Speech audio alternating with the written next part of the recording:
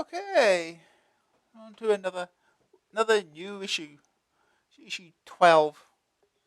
I think there are 105 more issues after this one.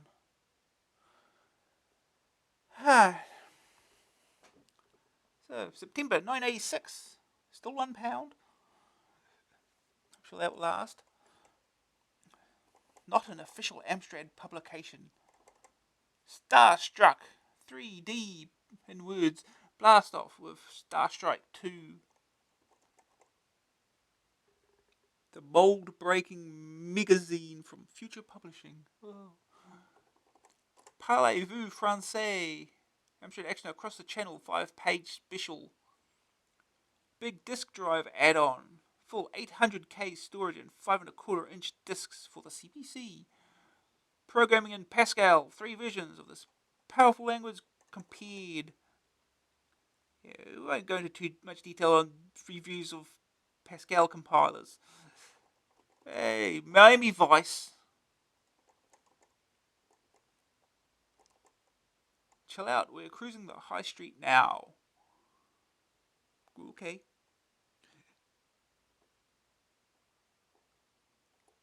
A mission you can never complete?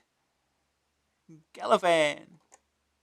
Yeah, that's exactly what you want in a game, one that you cannot complete.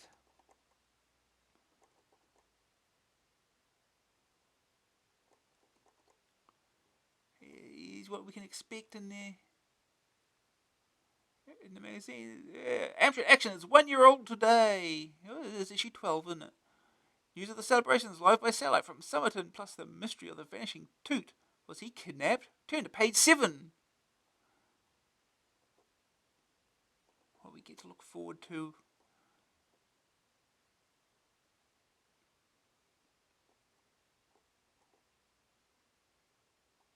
Ooh, more stuff. Ooh, Cauldron 2 map. All your pumpkin problem solver. A full colour map of the witch's castle.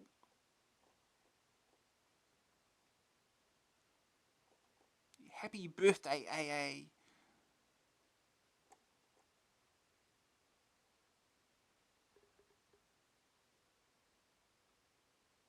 First to the street with 3D graphics and sound. PCW version out now. PCW version of Fairlight. The Edge. Have you got it? The Edge will have to move to new premises to make sure that they've got room in the office walls. For all there was, they have one for Fairlight. Crash, April 1986. P.S. We've moved. Crash readers voted Fairlight Best Graphics, Best Music, Best Arcade Adventure, State of the Art Award for 1985. Good. Oh. New magazine at the Old Barn. The pace of life has increased here at the Old Barn, and new faces have appeared at Somerton's hottest publishing house. Why? The answer is simple. Future Publishing is expanding. To the founding title, Amstrad Action is to be added a new title. The new magazine is to be edited by Chris Anderson with the help of newcomer Ben Taylor, and will be the only magazine dedicated totally to the owners of the PCW 8256 and 8512. Like Amstrad Action, it will be produced totally using Amstrad micros. And Ben is an owner and expert in this field. It will feature news, reviews, and plenty to help you make the most of your machine. It will be written with the same care and style as Amstrad Action. Probably all the same typos as well. The first issue is due out on Thursday, 11th September. So watch out for it in your newsagents. If it's not there, then order it. Choice owners, this one's for you. Amstrad Action therefore becomes the only magazine dedicated to CPC owners, and will change accordingly. The only real difference will be in the serious software section though, which will concentrate more on the diverse applications of the Arnold, with features on making music, communications, graphic tools, programming tools, and much else. Alright, here we go. What's happened to Toot? We've had a lot of letters about that. There's even been suggested that we ate him. As if we would. George, stop munching. Nothing could be further from the truth. Toot simply decided that it was about time he had a holiday, so he packed his shades and Bermuda shirt and hitched a ride on a passing seagull to sunnier climes. We understand that somewhere in the Azores was the planned destination, so we're hoping to scoop the dailies of news of the royal honeymoon, but no such luck. It appears that the seagull had relatives in Miami, so that is where Toot ended up. Watch out for a starring role in the next episode of Miami Vice. Right. That's what he's been up to, apparently. Precognition. A rather strange press release came through the other day from Elite Systems Limited concerning their game Ghosts and Goblins. The press release stated that this game had already been rewarded in Amstrad Action Rave. Nothing unusual about that, you might think, but the funny thing is that the press release arrived before we'd even given it the rave. In fact, it gets an AA rave in this issue, which, as you can see, is only just out. So, what's been going on? Either Elite are employing psychics, or they've been jumping the gun somewhat. We suspect the latter. Please tell us if you are using your Arnold in an unusual way. If you feel that others might be interested in what you are doing, then let us know. We are interested, and we would like to let others in on the diverse applications of this powerful machine. Just send us a description in less than 500 words, and we'll print it in if it is unusual enough. So whether you're running a weather station or storing a family tree on Arnold, right to unusual applications, Amstrad Action, blah, blah, blah. Okay. Our apologies are due to micro peripherals as we printed the wrong phone number in a crafty plotting feature in the August issue. Oh no. Next issue, the October issue of Amstrad Action, will be in your newsagents on Thursday, 4th of September. So buy it then or ask for it if it's not there. Here we get to the letters.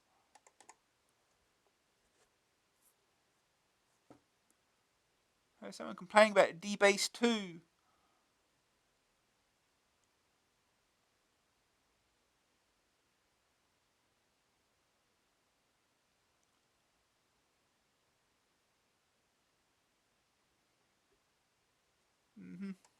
It's lengthy. We'll give that one a pass. There's a dragon behind you. What now? Uh-oh.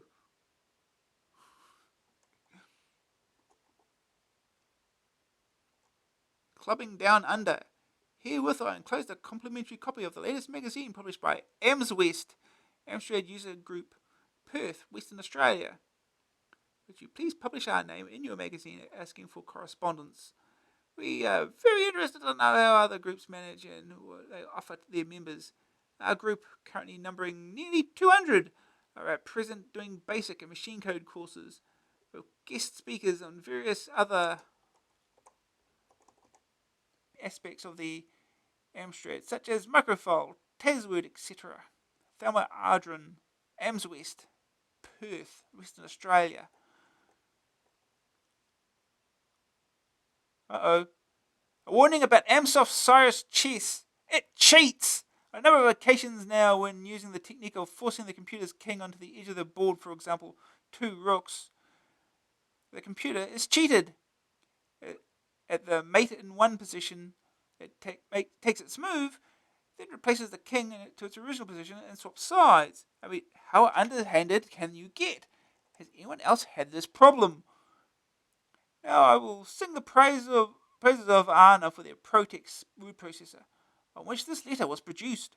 The word processor is fast, easy to use, and very well thought out. I would recommend it to anybody, from beginner to expert. There is a ROM-based version, which also has the advantage of making the disk drive on my 464 easier to use.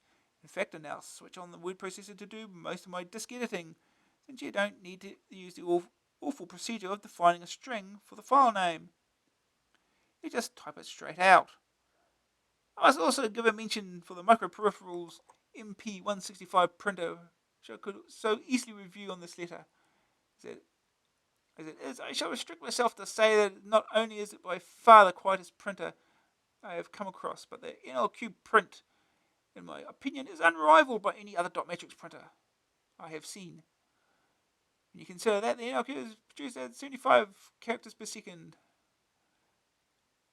What more could you want from a printer? Paul Tamsin, Portsmouth. Do you mind blowing into this bag, sir? No response to that. Oh, I guess the game cheats. So I thought it might have been explaining castling, but who knows?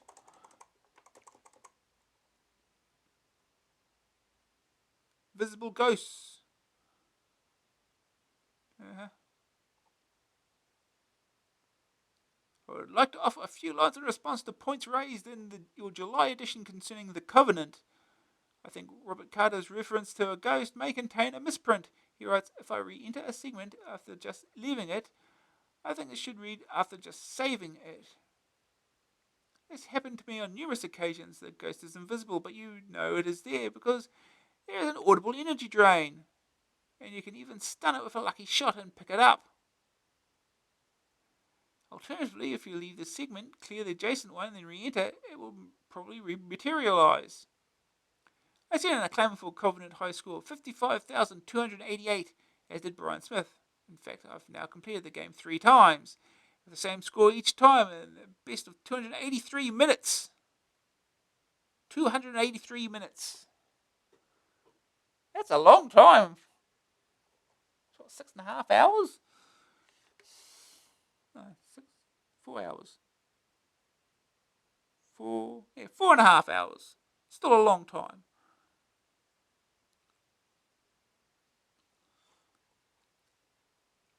I can only come to one of 2 conclusions. One, somebody's being a little over-optimistic with their score claim, but this seems unjust. There are several variants of the game about. The version on 10 computer hits cassettes only had at least 2 locations that could not be completed, at which point I gave up in disgust after several wasted hours. This of course raises the point that if there are several versions of the game about, some of us poor consumers have little or no hope of getting to the top of the high score table, even if we play till Arnold starts steaming. Perhaps through your high-level contacts with PSS, you are now in a position to reveal what the potential top score for the Covenant really is. It has to be a definitive figure as the task is clearly defined, and there appear to be no variables. Finally, a word on the long-running free cassette saga. You really only have yourselves to blame, since you insist on using the word free at various points in the mag. If instead you pointed out that what you are offering was an absolute bargain, a mere 50p, everyone would shut up. At which point, so will I. David Sismore, Born Links. It's partly for those reasons that we've dropped the high scores section from this issue on. Throws up hands to protect himself from the abuse hurled at fans of high score. Yes, I know it's popular with many readers, but to others it just served to humble their efforts on the joystick. And no, wait for the rotten eggs. No, wait, not the rotten eggs. We've replaced it with our first day target scores. These are the scores that Bob reckons a good player should be able to achieve after one day's heavy play, and provide some sort of guide by which to judge your performance. As to your last point, I think quite enough has been said about the free cassette offer too. Poetic problem. Dear sirs, I write to you this day to help me out, I beg, I pray, alone, helpless and dumbfound, with the game they call Spellbound. I know you've given hints and tips, but try, I'm falling to bits. A nervous wreck have I become, why even the cat is drinking rum. My name and address you'll have to print, so friendly readers can send me a hint. Your mag is ace, I think it's fab. I have but one more thing to add. Last issue, Orbit, did Toot I see, but only twice, how can this be? What have you done to him, you cruel lot? You've probably cooked him in a pot. Have you eaten him for tea, or sacked him for acting irresponsibly? Bring him back, AA, or else. My 464 is one today. No problems yet, all is okay. Now to end this little rhyme, and type in progs on this computer of mine. Readers out there, please take heed. Knowledge of Spellbound is what I need. Stephen Wiseman, 50, Norfolk, Aberdeen, Grampian. Toot? Yum yum! Yeah, I think they have eaten Toot.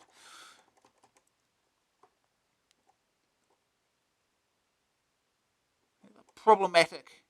I told you not to buy the cheap version. Spelling checker program. Yeah, I'm sure they don't use one themselves. Yeah.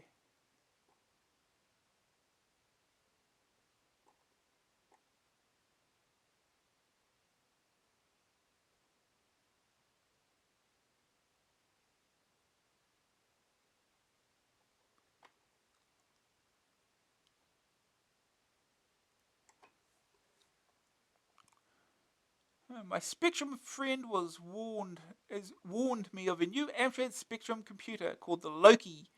And if someone out there doesn't know about this new thing, I will let you reveal this to them. I can only say that it looks like a 464 ripoff.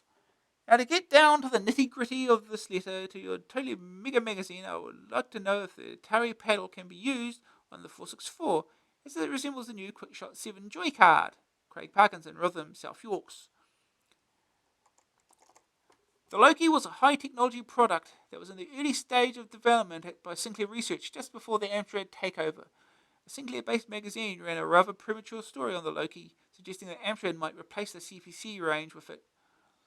Nothing has been heard of the Loki since, and though we have no idea what is likely to come out of Amstrad's factories in the future, it is unlikely to surface in the form predicted. For a start, if it had all the interface ports it was rumoured to sport, the Loki would have had to have been nearly 3 foot long. Yeah.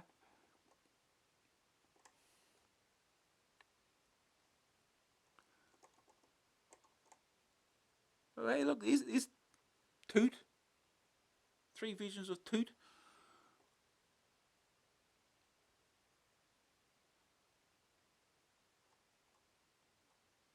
Yes, Third Opinions are back this month.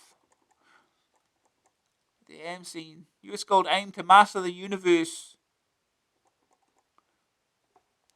US Gold are going for a massive 20% of the games market for Christmas, with at least 8 releases scheduled and possibly more to come. Top of the billing comes the official Masters of the Universe game. It's a well-defined version there. Yeah.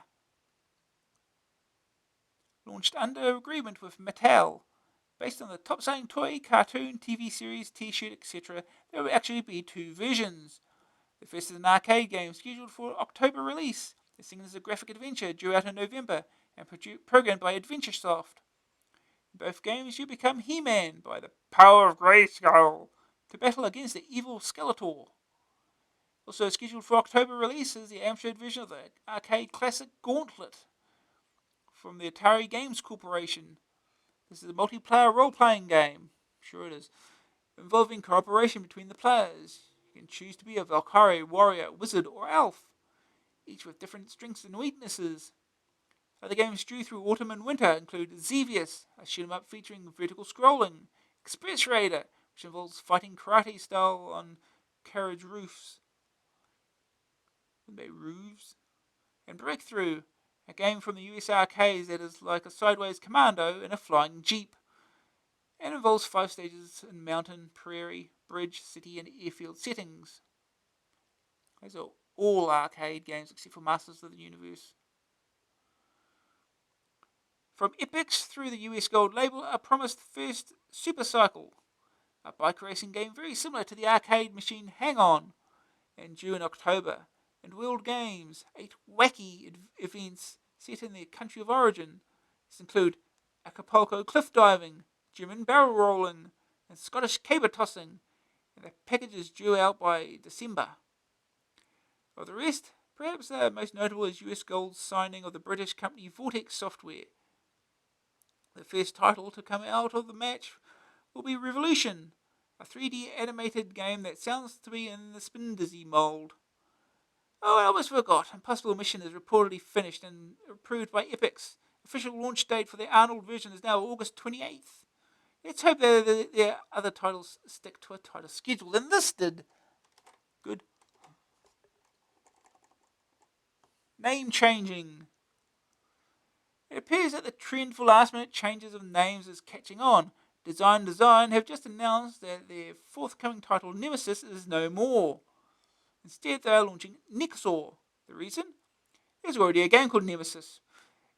Design's new title involves the defense of a weapons system developed by a base called Nixor against Androbots, so the new title is quite appropriate.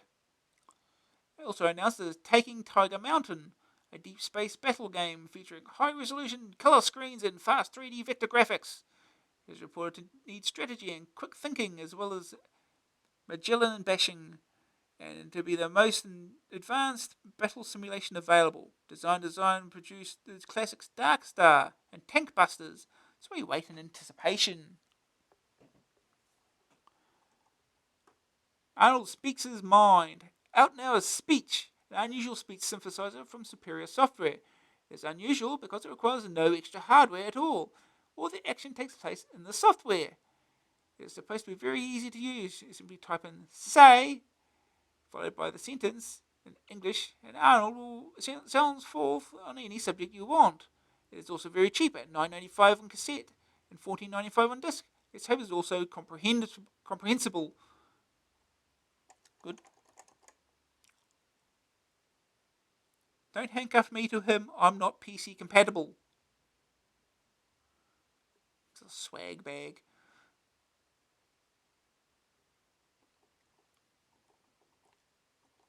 Tolkien blockbusters. In case you didn't know, Melbourne House decided that July was to be Tolkien blockbuster month. They're celebrating it in two ways. First of all, and of great interest to PCW owners, they are launching the adventure version of Lord of the Rings on Joyce, together with a classic The Hobbit. Both versions are obviously on disc. Also, to mark this auspicious month comes a drop in price for The Hobbit on cassette. This will be available without book for $9.95. $14.95 buys the book as well. Nexus on PCW. Nexus from Nexus Productions Limited and an AA Rave in this issue is to be released for Joyce as well as Arnold in the near future. Prices haven't yet been fixed, but the disc version for the Arnold costs $14.95, which should give some indication. Dragon's Lair. Yes, the first game to use Laserdisc display in the arcades will soon be available and showing at your local Arnold, but without the Laserdisc, of course. Basically an action-adventure game, Dragon's Lair arcade version featured by far the most spectacular graphics seen at the time. Whether this version can match the original in any way is yet to be seen, but software projects have developed a new multi-loading technique which allows the next screen to load while the game is being played. Yeah, I don't think they did that. It is worth remembering that they were the authors of Manic Miner and Jet Set Willy, so they have a reputation to maintain.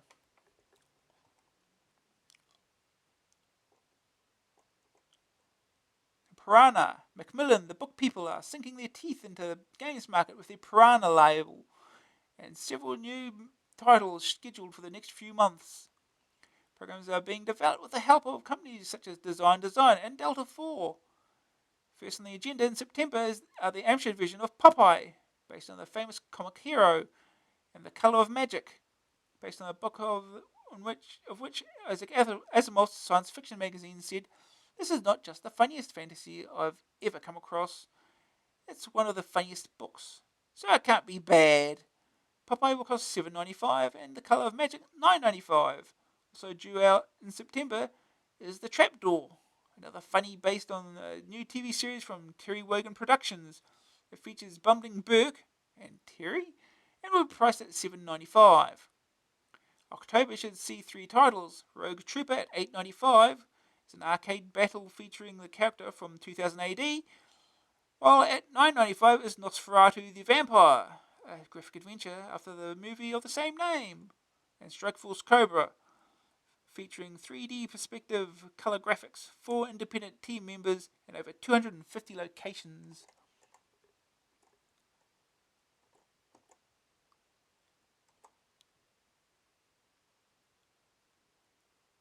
Beyond, the company who produced Lords of Midnight, amongst other successes, have been appointed by film company Paramount to produce the first official computer version of Star Trek.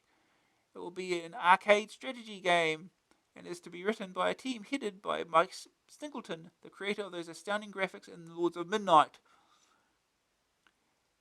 This year was the 20th anniversary of Star Trek, and celebrations abound. Countless conventions for the dedicated Trekkie are taking place around the world, and the launch is scheduled to coincide with a rerun of the series on BBC television in September.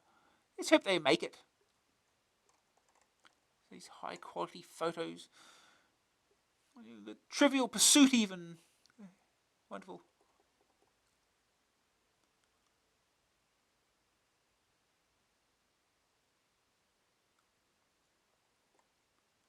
Got more games. Looking at Thanatos and Chain Reaction. The Vikings. Which apparently makes Rambo look like Bambi. And also, cue the follow-up Rambo Meets the Vikings. So scheduled is the Big Four compilation of Saboteur, Turbo Esprit, Combat Links, and Critical Mass on a single disc. A third game called Killer DOS, based on the concept of the worm program. You play a software worm that is sent downline by a modem to cripple a computer installation. Good. November, you'll see Saboteur II, Avenging Angel, cashing in on the current ninja craze. Except that you play the ninja's beautiful sister out to revenge your fatally wounded brother. There are 200 screens and plenty of action promised here. Also due is Sigma 7, a seven-stage arcade game with 3 distinct sections to each stage. Yeah, the game did 3 stages and they sort of looped forever. First, a 3D space battle, followed by a 3D platform game, and rounded off with an arcade puzzle. And finally, December we should see the sequel to Combat Links called Deep Strike. It's supposed to blend smooth scrolling landscapes with simpler controls. What about January then? Some games we get to... Well, we've looked at them all except for Jack the Nipper, but we'll get to that in a minute.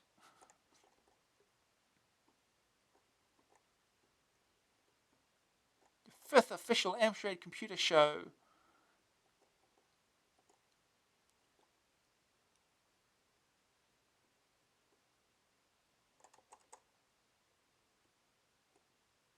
Avoid the queues.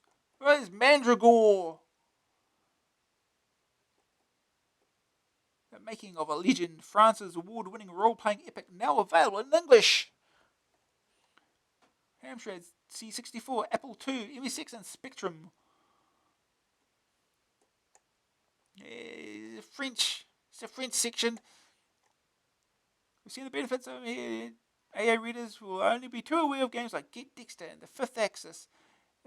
Is there more to come across the channel? Are we facing the biggest French invasion threat since Napoleon? Read on to find out.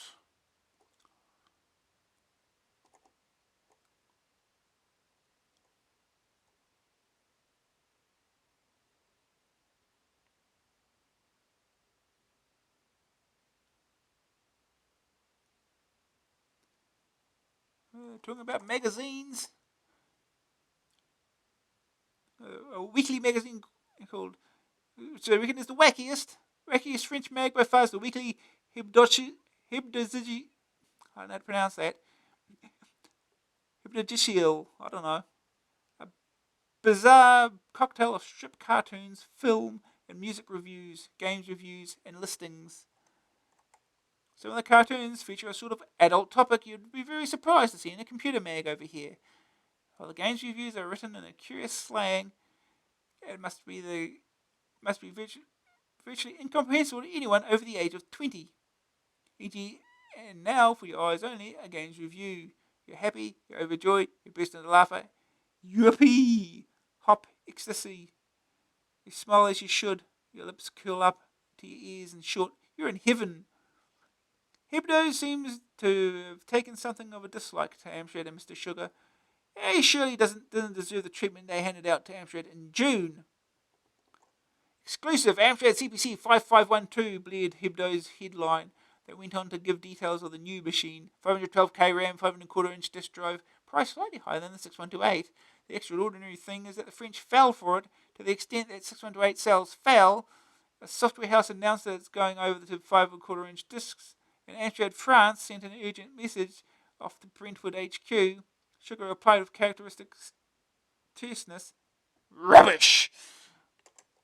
End of story? Not quite. The editor of Hebdogiciel, whatever, is called in to see Amstrad. They don't sue, but he is forced to repay the price of the issue, just over £1 to any unhappy readers.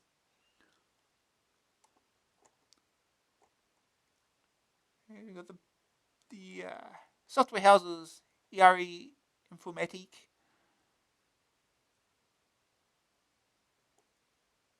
They start on the ZX80. They did a ZX80 game.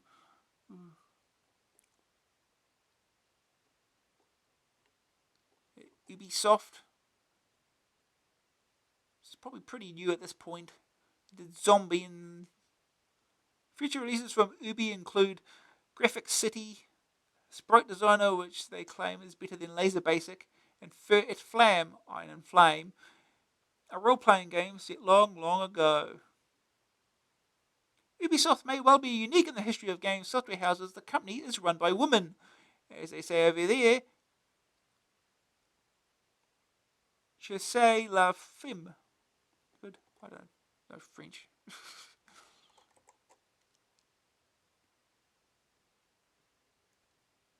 Nearly disclose 50% of ERE's in-house graphics team.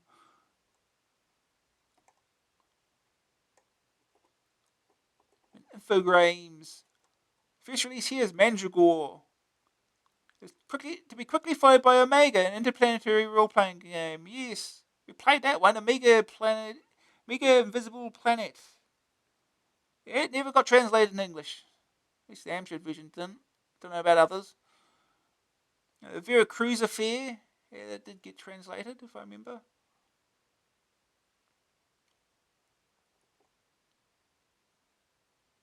Murder on the Atlantic.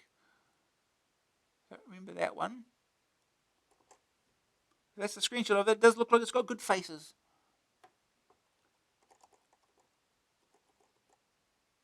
Rainbow is pretty new games house, so they've already signed a deal with CRL over here.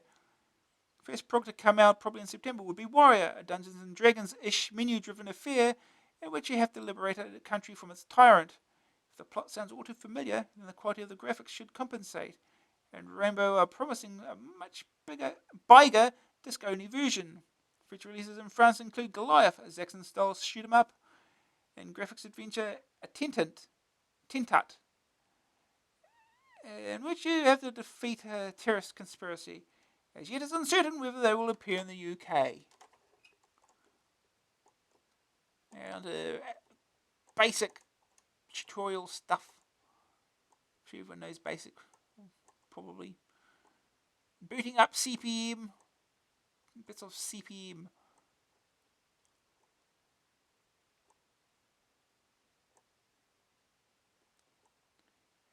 Disk drives. Disk drive reviews.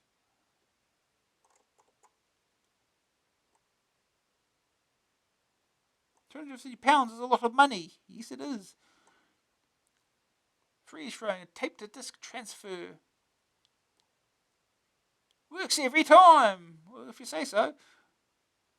£50 isn't exactly peanuts. Yeah. Full ramifications. DK Trunks plugs you into that wasted RAM. 64K silicon disc. £30. 664 owners will need an extra 64K RAM, while 464 owners will need that plus a first disk drive. Play. Serious Software Top 10. 24.6% graphic adventure creator. Yep. Won't escape that for a long, long time.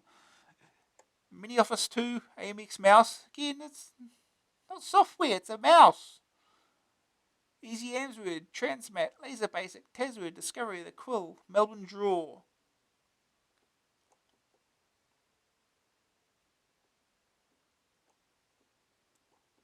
Revolution. Reach new heights and tension. Vortex Software.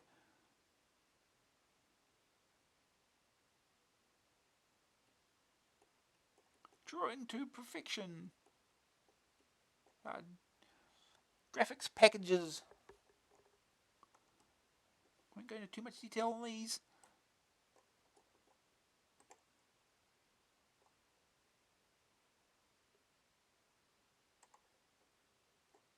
World domination by Friday for only £79.95. Modem.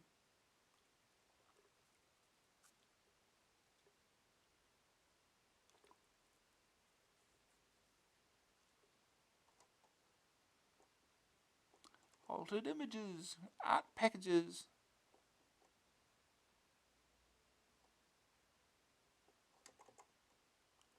you've got the programming section now. All the Pascal compilers.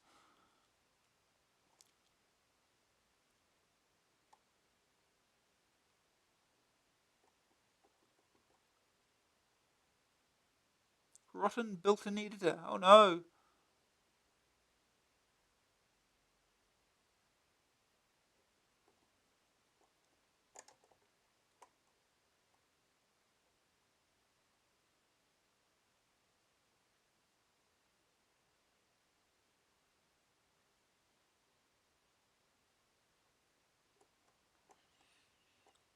Pascal 80 for high soft. CPM 2 and plus. Here's CPM plus. All CPCs and PCWs.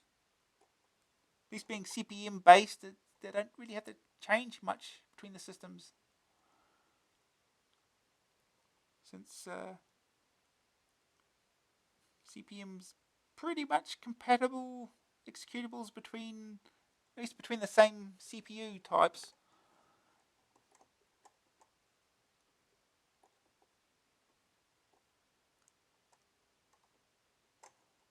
So it's Pascal 80, Oxford Pascal.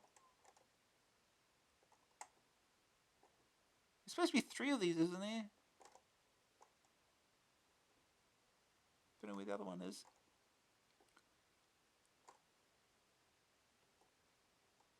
Good book. The Digital Research CPM Plus Manual.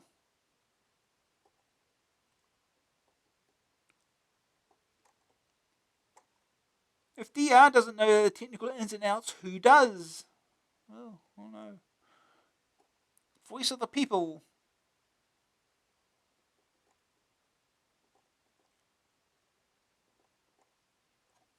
Kane. If you work in a computer shop and you see a lot of programs for the Amstrad, most pass without a lot of notice, but not Kane. It's one of the most colourful and graphical games I've seen. Addictive is just not in it. Just try to stop playing it. Alan Seeger. Wallasey.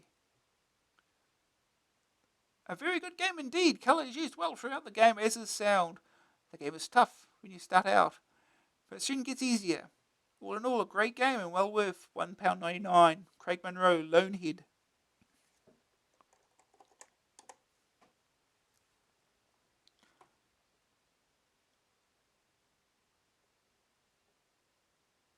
Spiky Harold.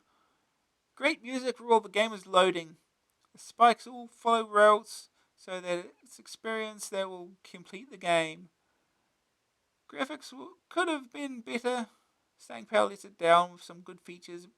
Some good features make it a good game. Colour could have been used much more wisely to make it so much better. Adrian Sill, Doncaster. Brilliant. That's the only way to describe this game. How could it score only 56%? See 66% up there. On 56% on Sonics in your rating. I love listening to the version of An English Country Garden, and the sound effects are great. There are so many features on the screen, it's amazing. I found birds, flies, bees, mice, puffs of smoke, drops of water, ghosts, spiky balls, snails, a tortoise, ducks and spiders. The humour of getting drunk after drinking wine is immense. If you want a tough timing game, pretty graphics, good humour, excellent use of colour, loads of screens, at a magnificent price, buy 5-bit Spiky Harold. It should have at least got an AA Rave, if not Master Game Award. Shane Mahoney, Stanmore. The Fifth Axis, Loriciel. This game is really boring. It has rubbish graphics and sound, and it really grates after a while. This wouldn't matter if the gameplay was good, but it isn't. All you do is kick never-ending numbers of monsters and pick up things. Then when you've got around 1,000,000, you jump spears. Boring. Simon O'Connell, Sid Cup. This is another great French game with a really terrific animation. Scrolling is so good. As is the atmospheric catchy tune which plays along in the background. My only gripe is that it lacks a bit in variety, which means it can get boring. All in all, a great game which none of my mates seem to like. Emmett Masterson, Sid Cup. What was it with Sid Cup?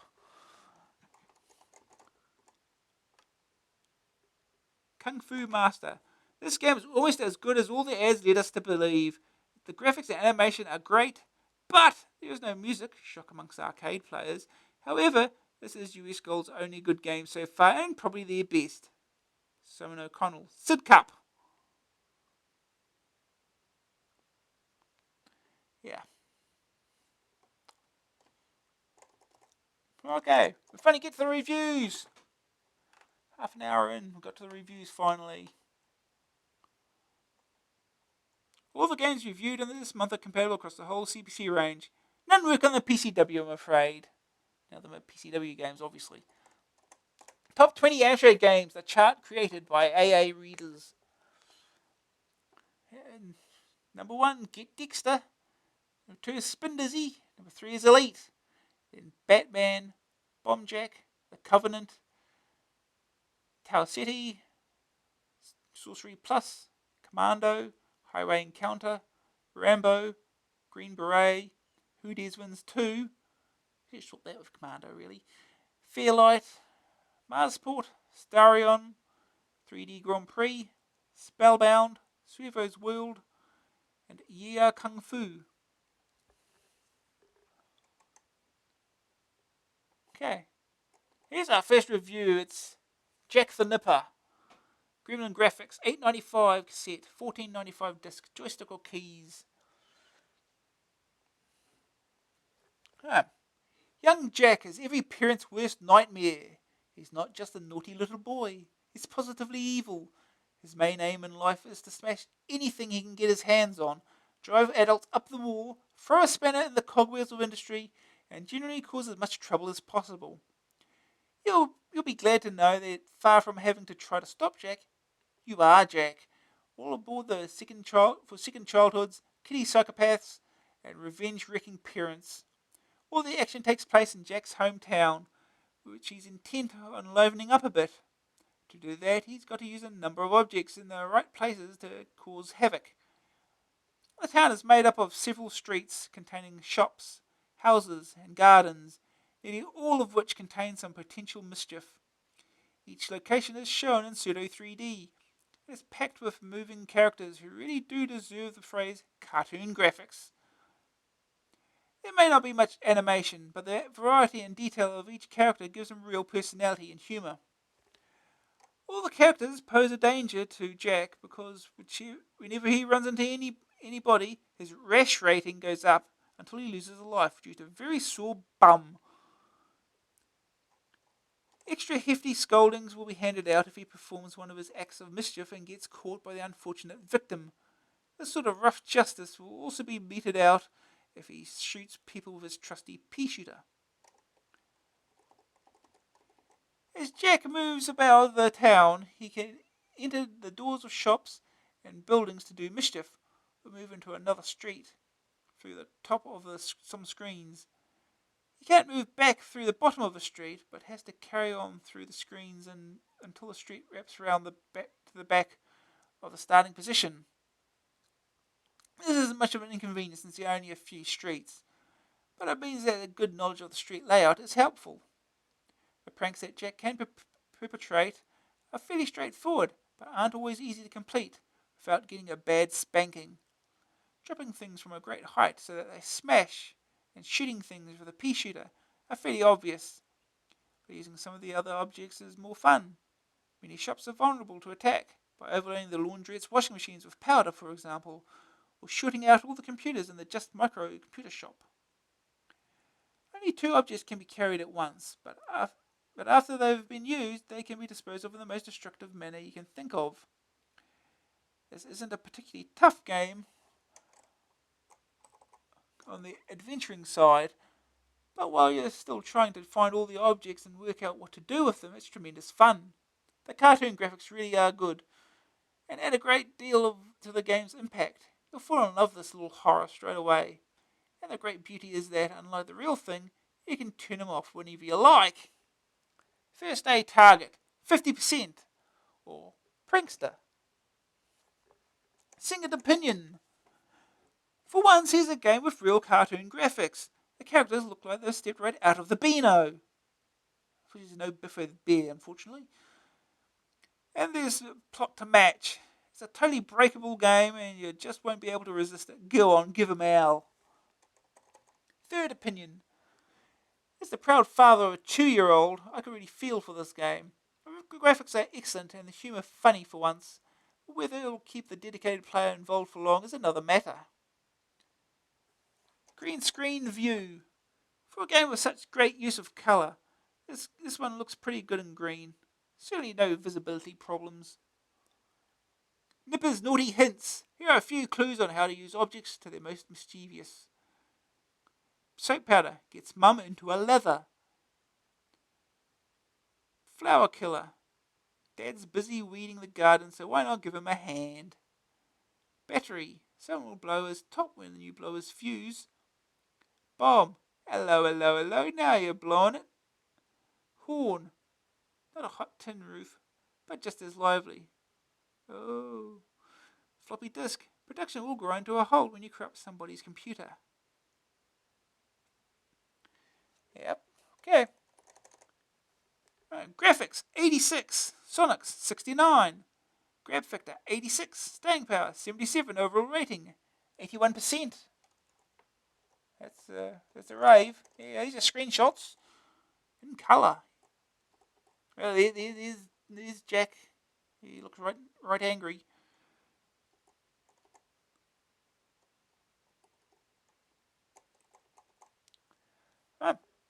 Now we play the game.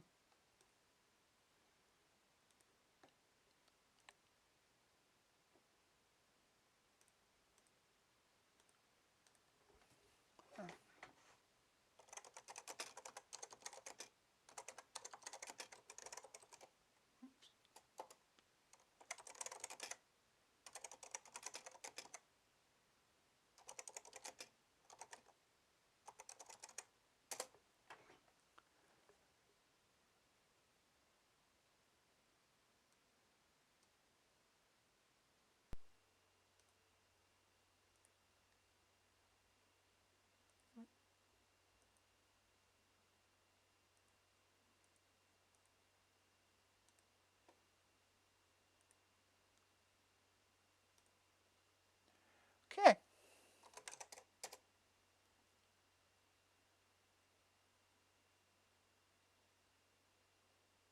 Alright, this has no directory listing. Pass CPM. Remember that works. There we go. Jack the Nipper, programmed by G. Holmes and P. Harrop. That poor teddy bear.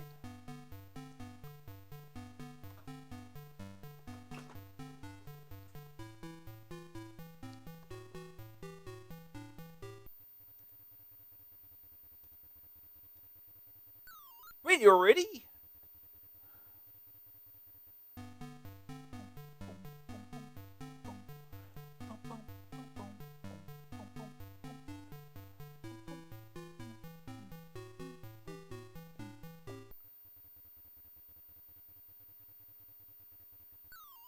Come on, play the game. You're not a whimper, are you? Ooh. Let's go. Right, we'll get the pea shooter first. Gotta get it first. There we go.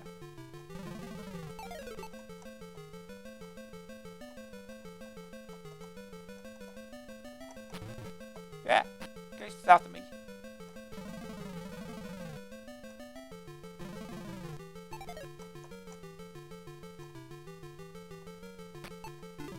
Yeah.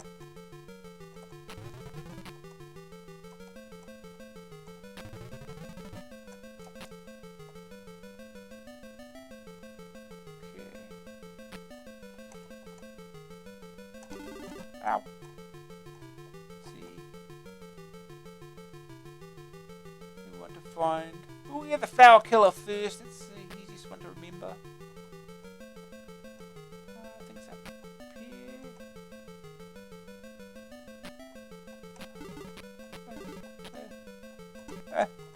Get away from me.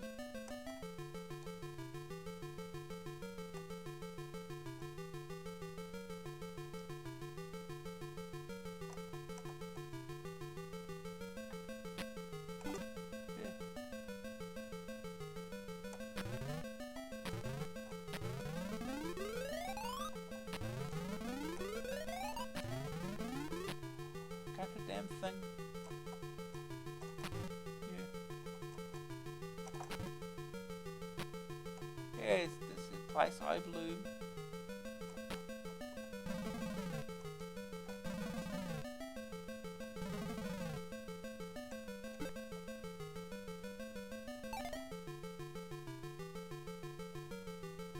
Can I shoot that flower? I missed the flower. Missed it again. Oh no, I hit the plant. It's mad.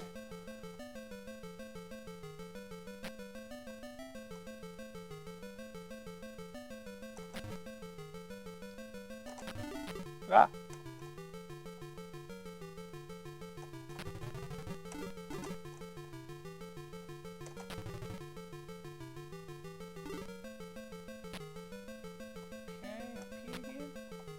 Back in the garden.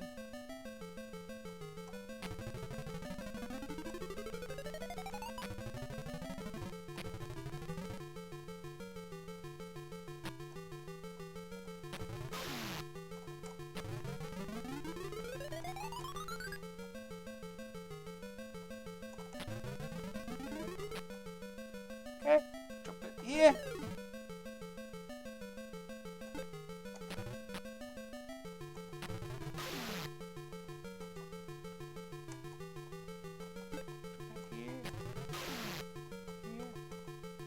Another thing we can do, we can pick this up. We can replace the flowers.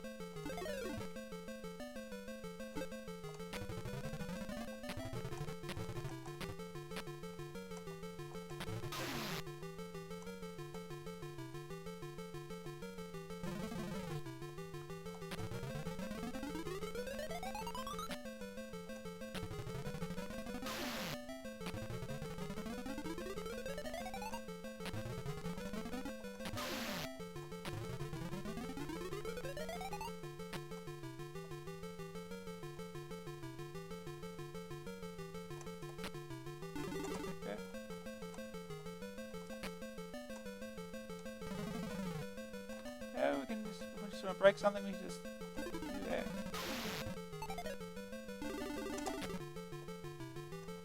Okay.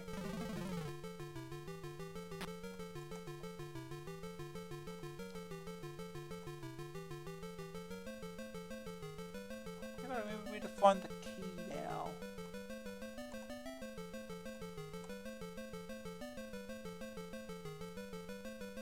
I've forgotten pretty much everything about this game already, other than that.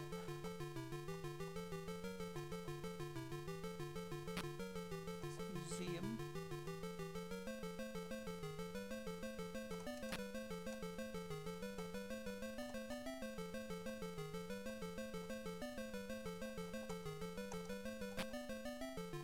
Yeah, I need the key to get into behind that radiator because that's what keys do.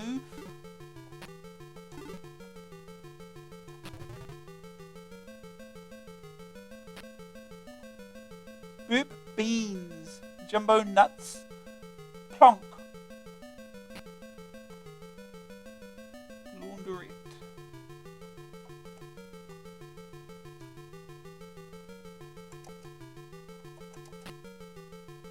What's the glue?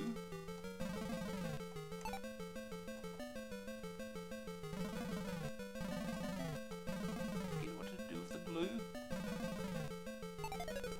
Yeah.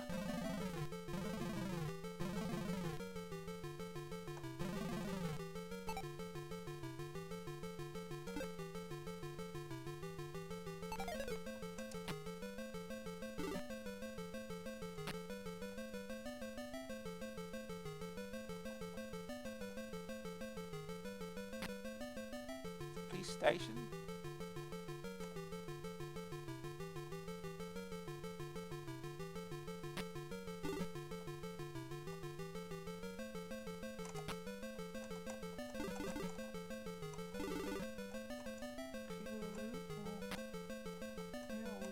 Here because let's do some destruction.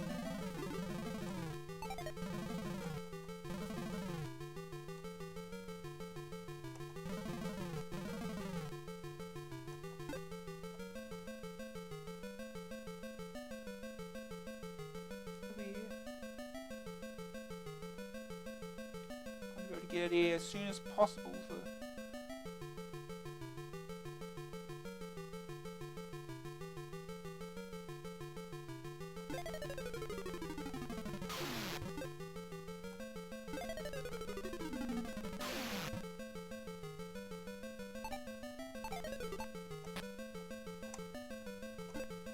Okay.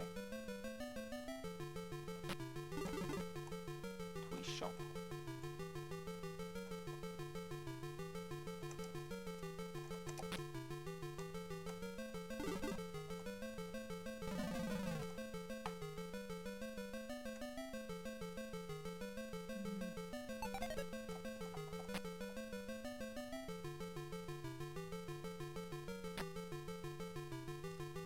I've forgotten where the key is.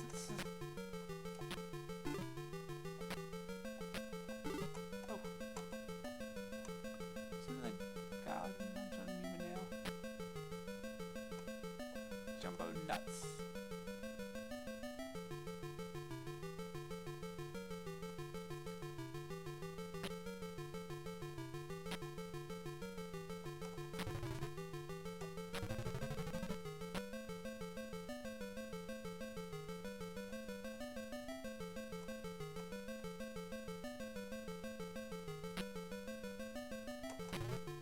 I'm chased. Play school.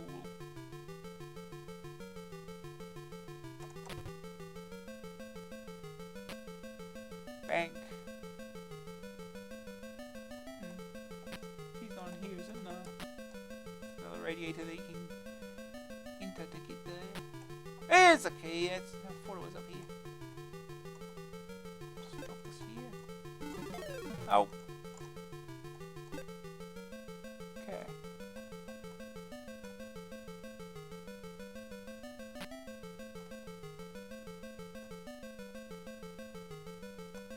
So let's go for the easy win. The easy bugged out win, shall we? Remember, we've got to get to the museum next.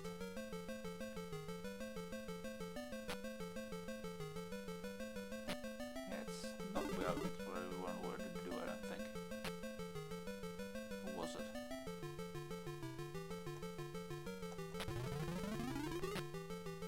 Police station?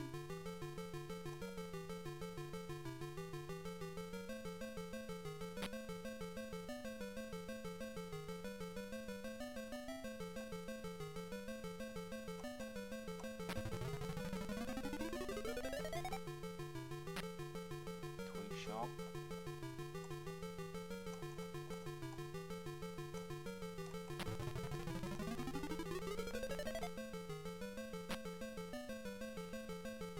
I think I'm not too far again.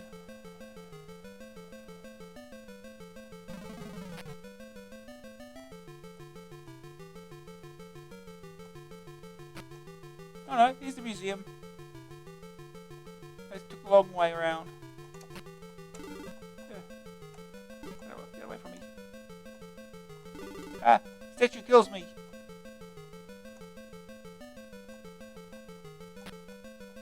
Okay. Where's the key there? It's doing its job, it's moving that radiator. 'Cause that's what keys do. Right?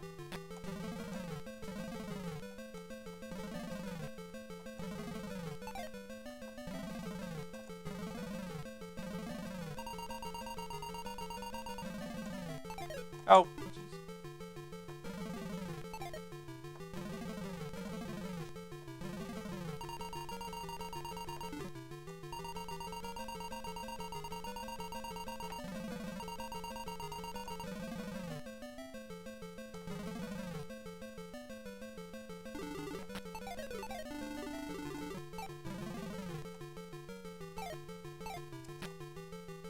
There's the horn.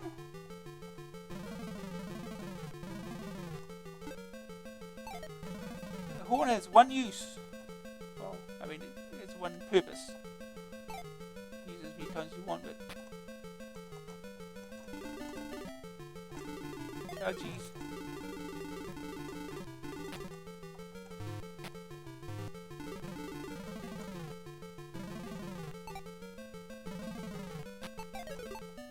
Oh, there's no cat in here. That's where the bomb is.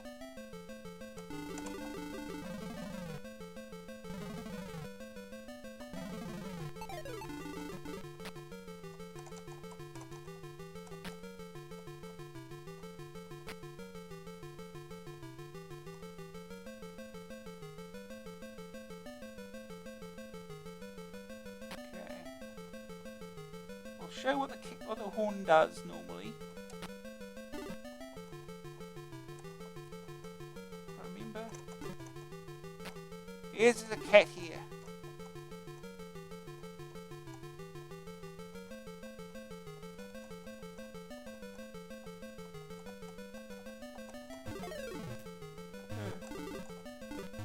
Here goes a cat.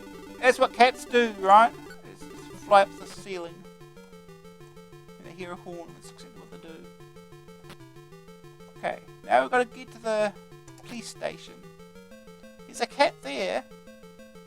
We'll see what happens. We get there without dying. We've only got one life left.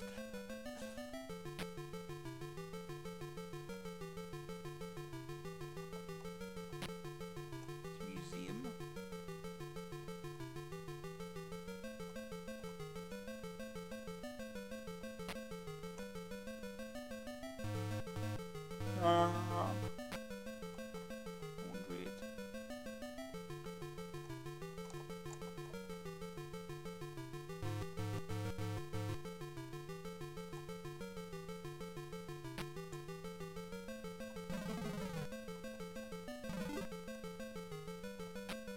It's a police station. Now we just pull left and honk, honk, honk, honk, honk. Honk, honk, honk, honk. We just keep going it. Yeah.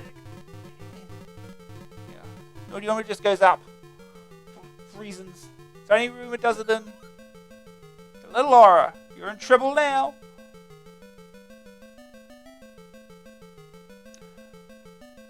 But yeah, if you want to see it played, normally I've got a full replay that doesn't use that trick. That still gets 100% somewhere in my archives.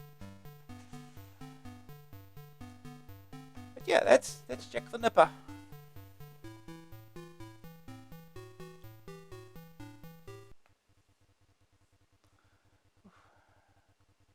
When you're ready. Alright, on to the next.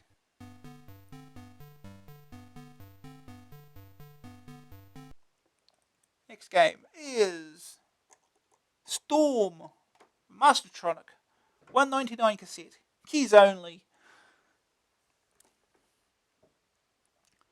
You can't just seem to match Mastertronic's production of high quality, regular and cheap games at the moment. This one's a version of the arcade game Gauntlet, and stands out because of the option of a two-player game in which the participants have to actively cooperate to get anywhere in the game. As a one-player game, this is a fairly straightforward arcade adventure in which you rush around to lots of locations, picking up as many objects as possible and fighting hordes of creatures. However, when you play with two players, it becomes a unique exercise in cooperation and dual action that you won't find in any other Amstrad game. So if you've got a friend who you'd like to get closer to, then read on. The game revolves around two characters, Agravain Undead and Storm, who are searching the castle of Unacum. What a name. For Storm's wife. In the one-player game, you control Agravain and have to complete the task on your own. While in a two-player game, Storm is also thrown into the action. The castle is composed of rooms connected by doorways, the rooms and everything in them being viewed from above, so you only see the head and shoulders of each character. Storm's wife is in Unacum's laboratory. And to get inside, you'll need to collect 3 snake brooches hidden in the maze of castle rooms. As you enter each room, a description of it scrolls across the top of the screen, which may or may not prove useful. More helpful are messages that appear informing you of events and the status of the characters. Each room usually contains a number of features, such as walls and other static objects. Some of these can be picked up, others shot, and some examined. In every room there are generators that produce creatures varying from armed guards to amoeba-like fungi. These can be shot, and when they come into contact with you, they drain energy. The generators can also be destroyed, stopping them from producing creatures, but they reappear if you re-enter a room. These are the only other things that move, but they are a serious threat because the generators can spew them out at great speed to create a seething mass of monsters. Objects that can be picked up include scrolls, amulets, masks, and cabbalas. Masks will destroy all the generators in a room, but scrolls and amulets will just destroy all the monsters. Cabbalas will remove or create traps, and you only find out which by trial and error. Other helpful objects are food and restorative fluid that replenish energy, and armor that protects you against the creatures. If you are playing the two-player game, then when one player exits the room, the other player has to follow through the same door. This, combined with the difficulty of the game, makes cooperation essential. If players try to compete against each other, then disaster is certain. The graphics are quite nicely done, although overlaid sections of scenery can make it difficult to see what's going on at times. The action is very hectic, and you won't have much time to stop and think in either player mode. The use of objects and traps adds an interesting element to the gameplay that makes this more than just a mapping task.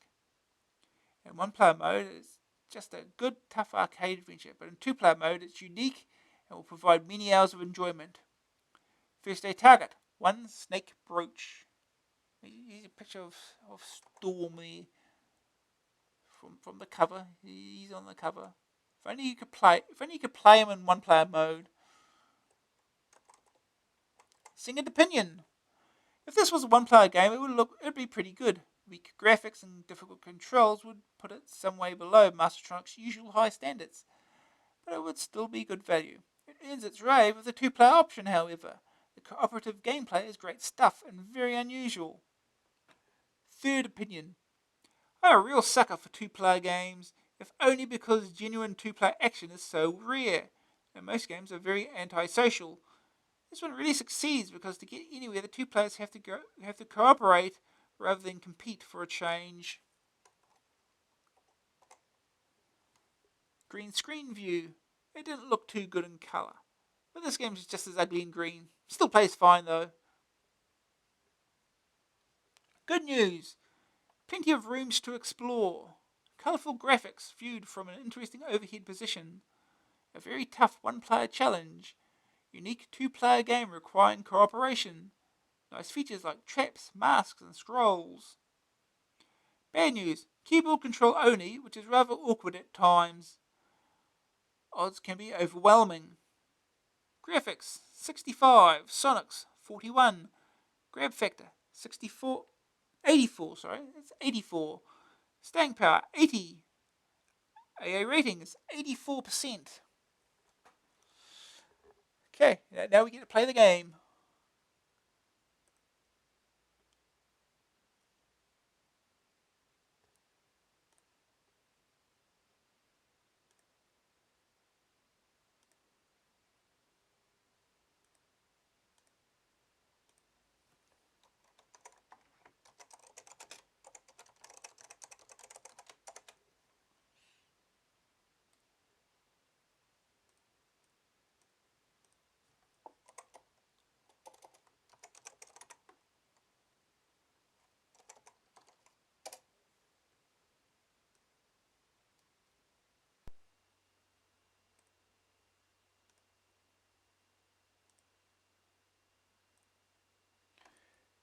Okay.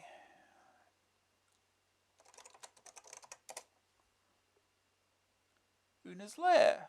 Storm Part 1. Sequel would have been nice.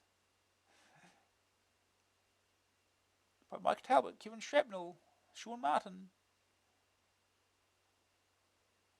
1 or 2 players. 1. Instructions. Yes. The evil wizard Una Cum has captured Corrine, wife to Prince Storm, and imprisoned her in his underground lair. Well, he searches the land for a box called The Fear. Oh, that's right, yes, The Fear. There was a sequel. I do remember that now. Storm has enlisted the help of his old friend, the wizard Agravain Undead, who knows the whereabouts of Unicum's lair and some of its many secrets. Agravain takes Storm, lowercase, to the western edge of the land and shows him the ruined abbey's window, which looks over another dimension of strange proportions. Una's abode lies beneath the abbey, explained Agravain. You can see it through the floorboards over here. They spent a few days studying the activity below ground so that the defences could be assessed. It is decided that Agravain will go alone as he is more experienced in matters of magic. Control Agravain. C left, V right, forward, Z forward, A fire. Caps lock to use scroll, U to use a mask. Keys only, of course, no joystick on this one. Generators produce monsters. They may be temporarily removed by shooting them or casting mask magic. Food may be eaten to increase life points. Energy bottles contain restorative fluid. Collect 3 snake brooches to open the door to the wizard's laboratory. Use arrownuts or scrolls to destroy all monsters. Okay, we're in the game. Tank controls, of course. Left, right, and forward.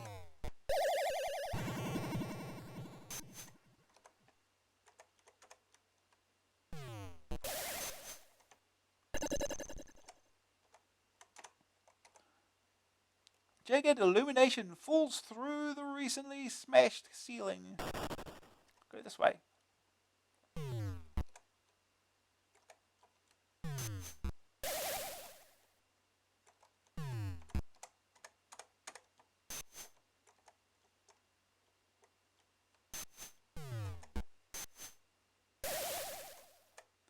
Generators reappear if the room is re-entered.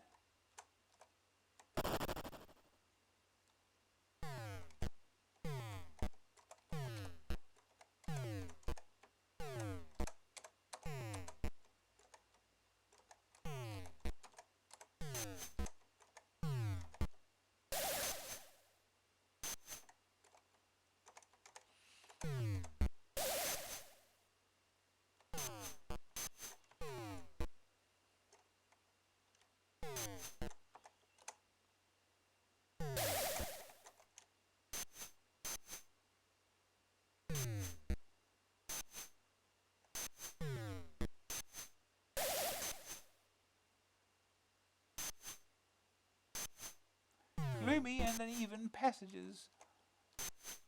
Yeah, okay. It's too fast. Hard to concentrate on it.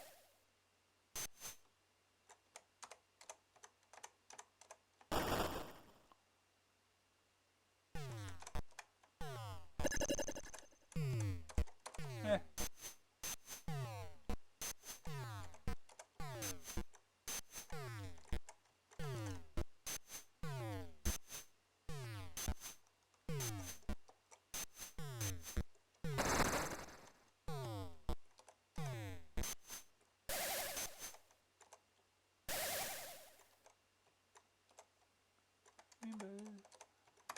Try to remember something here. Is this open?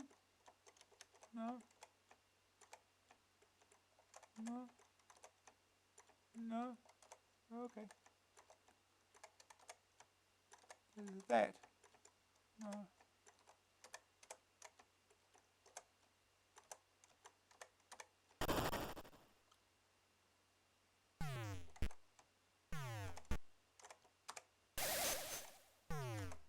Food.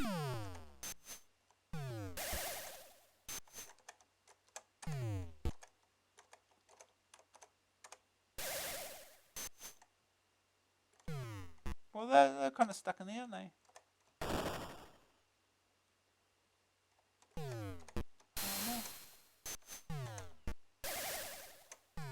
don't know if armor's temporary or not.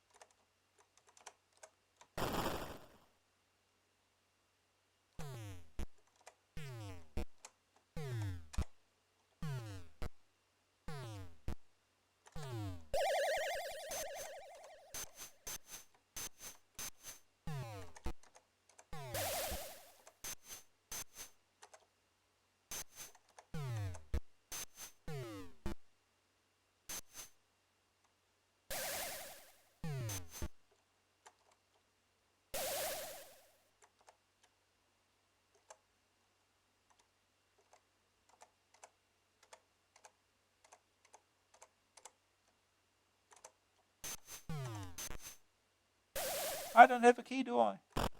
Okay, yes I do. Oh, that's right, I got a key at the beginning. And there's our first snake brooch.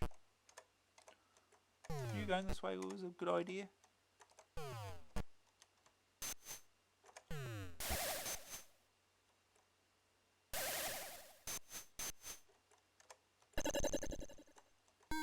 $1,000 points for that. Snake brooch. Sarcophagi lion walls were smothering by a glowing radiance from a snake clasp. So, yeah. Now, we have to make it back. Back the way we came.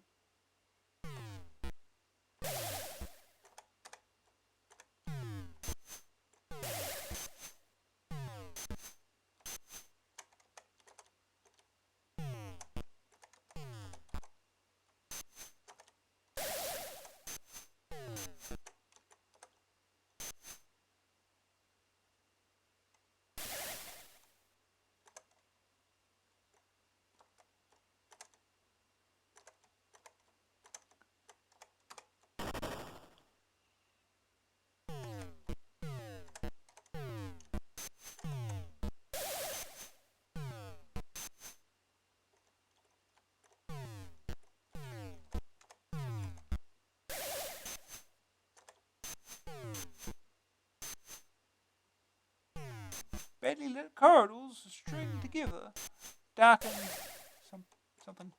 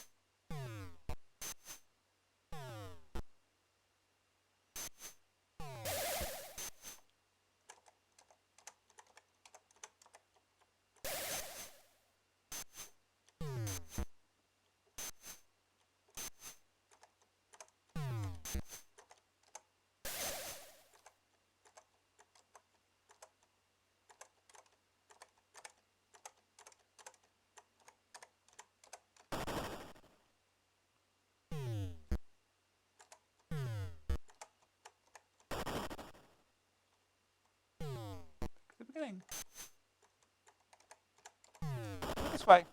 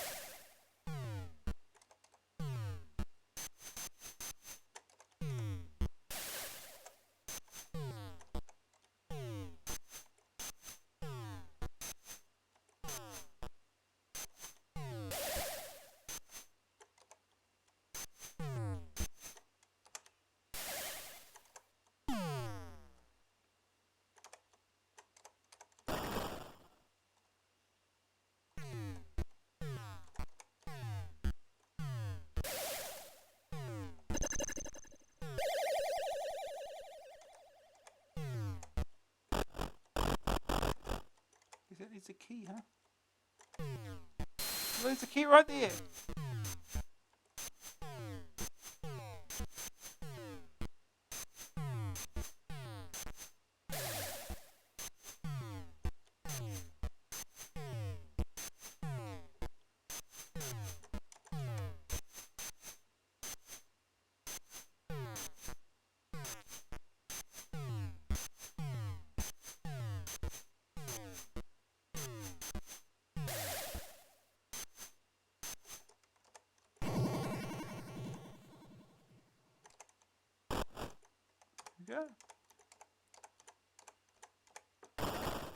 Here we go.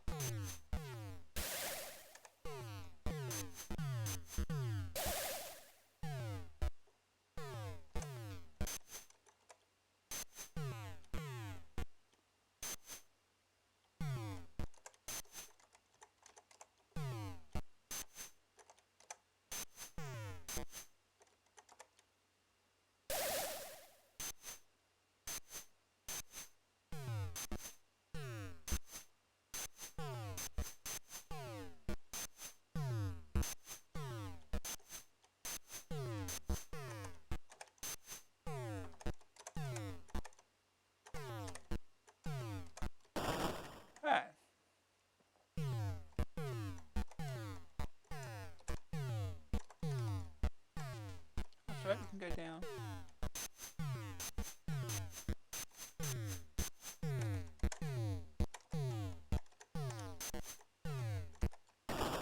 Down before we die.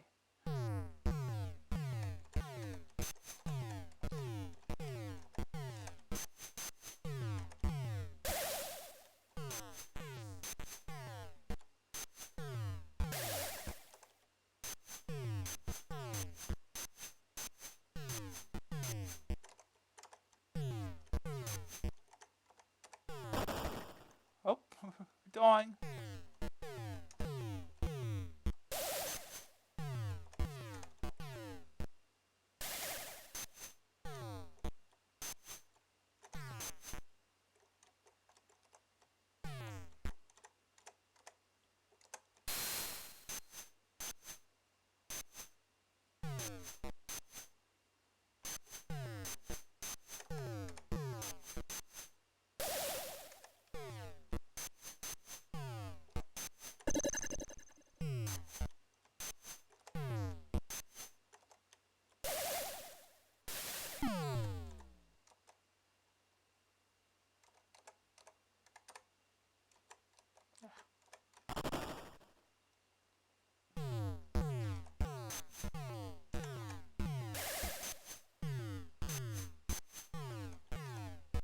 I think this is a dead end. It's hard to tell with this thing. We got stuff covering what you can see.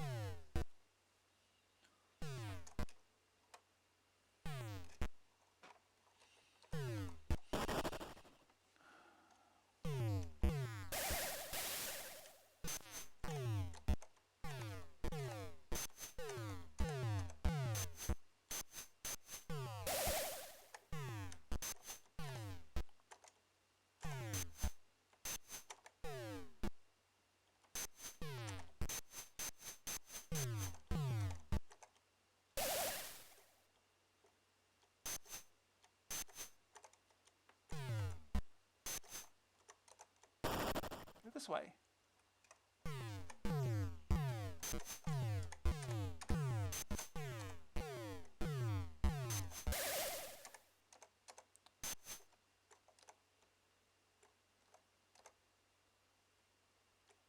Yeah. There's somewhere where you can just run into an object and it disappears.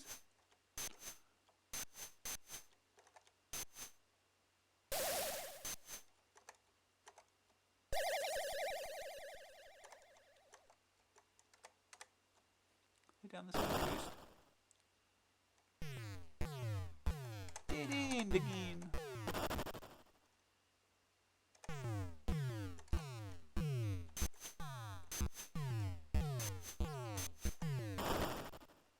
Not much life left.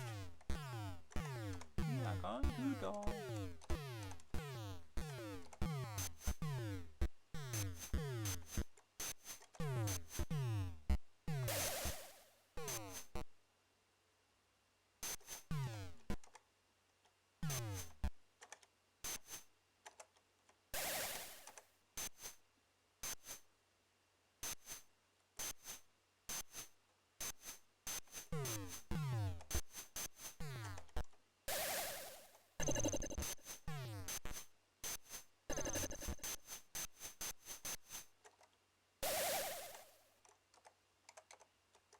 That does nothing.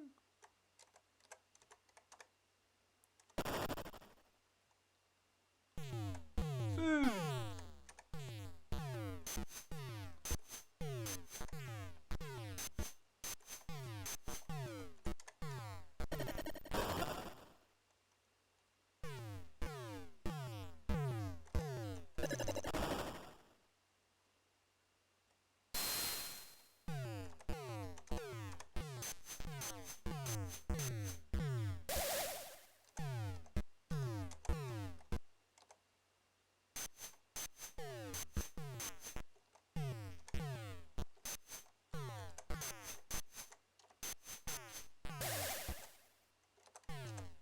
Don't die. Yep. We died at 100 health, not 0, for reasons. That's it, game over. But yeah, it's Hard game, certainly on one player at least. Anyway, we'll move on to the next game. It's lengthy enough.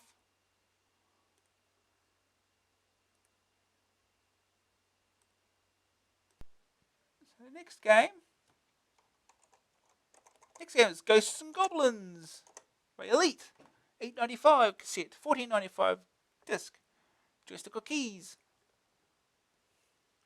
Yet another of Elite's very popular arcade conversions, which will probably leap to the top of the charts quicker than you can say pots of money.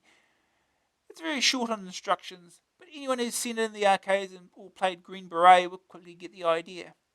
You control a knight, sporting a fiery orange beard, who's trying to do what knights do best: rescue a damsel in distress. To do that, you've got to overcome all manner of spooks, ghouls, goblins, and things that go arg in the night. You have to get through a number of screens, moving left to right across them. When you're near the right-hand edge of the screen, hit scrolls to reveal more of the spooky scenario. The knight is armed with a limitless supply of swords, which you throw horizontally to dispatch foes, but you can also take evasive action when necessary by jumping, ducking, or climbing. The first problem encountered are zombies, which rise up from the gravestones and head towards you with arms outstretched. They zombies have to be hacked down with the swords so that you can leap over the gravestones. The background soon becomes more detailed, with the knight able to climb ladders up to a plateau. On this section there are more zombies, birds that flap up and down, and plants that spit rocks at you. All of those are deadly to the touch, but can be killed with swords. If you do lose a life, you return to an intermediate starting point, depending on how far you've got. These points can be quite a way apart, and take some getting to. It's just on level 1, and there are 4 levels in all. The next starting point takes you to a different section of the game, where things get really tough. First you have to hop onto a raft and cross a stretch of water, and then avoid some nasty flying ghosts while trying to jump over more pools. If you've got this far, you'll be starting to wonder just how long level 1 is. The toughest part is yet to come. The last adversaries include a winged demon, flying ghosts with spears, another rock-spitting plant, and a guardian demon who leaps up and down trying to stomp on your head. Pools of water also make life difficult, so you'll need all your skill and timing to get through. If you can make it to the end of level 1, the game opens out, giving multi-directional scrolling instead of just left and right. The action also becomes more platform orientated, and certainly no easier. Each level comes with different scenery, and all are exceptionally tough. The graphics and animation are reasonable, if not outstanding, but the music is very catchy and the gameplay tremendously addictive. If you've played Green Beret, you'll be at home straight away, but this is a much more varied, complicated, and tougher game. Some players may take time to really get to grips with it, and even experts will find it tough to get past level 2. Like me, you'll keep coming back to it to see if you can just crack one more section, and another, and another. First day target score. Just get to level 2. Okay. Okay. Yeah.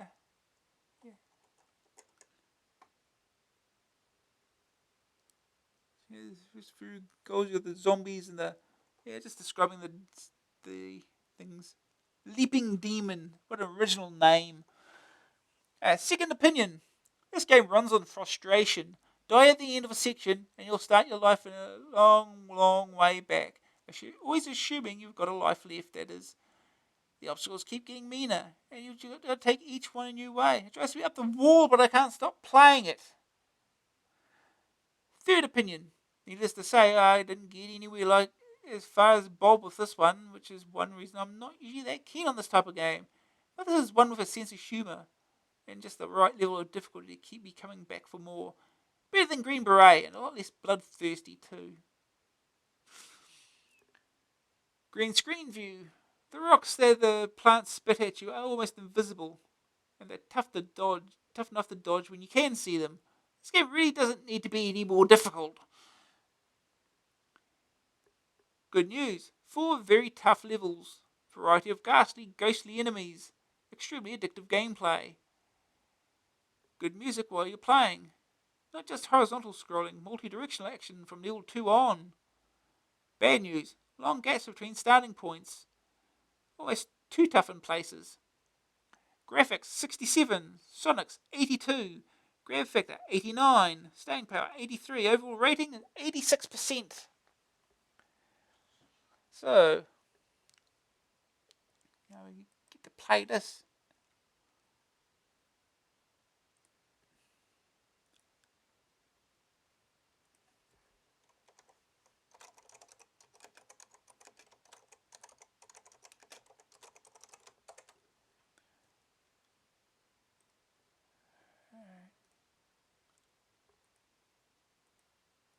So, we have to use Retro Virtual Machine for this one, so...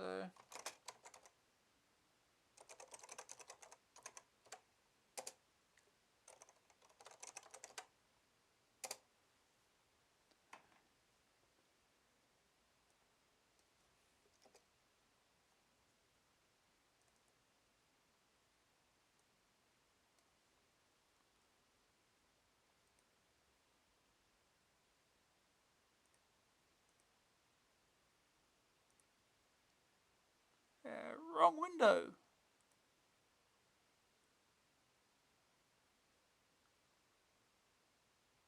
There's the window here.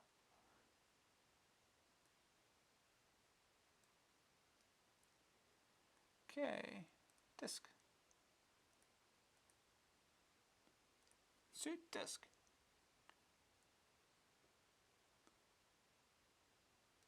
Thankfully, you can just load zip files finally in Retro Virtual Machine. So much easier.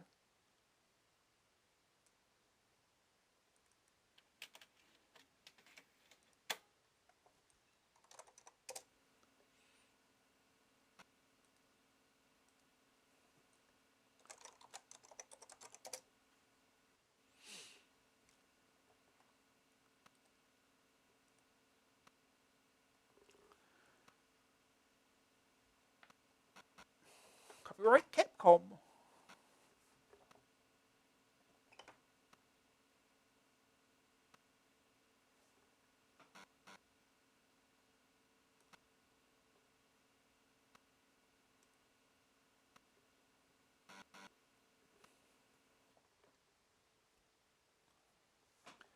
Huh. Ghosts and Goblins. Program Nigel Alderton. Assistant Dan Hartley. Sound David Whittaker. With 2 T's. No, 2 T's is correct. I don't think it has a C. Graphics Steve Pickford. Correct 96 Elite. Correct 96 Japan Capsule Computers UK Limited. Start. Chef. Alright. I haven't even set the controls, have I?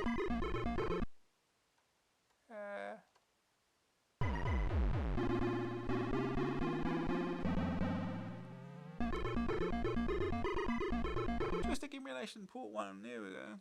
That should do, hopefully. There we go. Okay. We'll restart. Come on.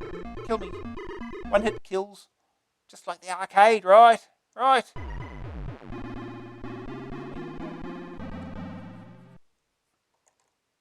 Get 5 lives, though. Okay. Let's restart. Here we go. Up to jump. Up to jump, yeah, that happens.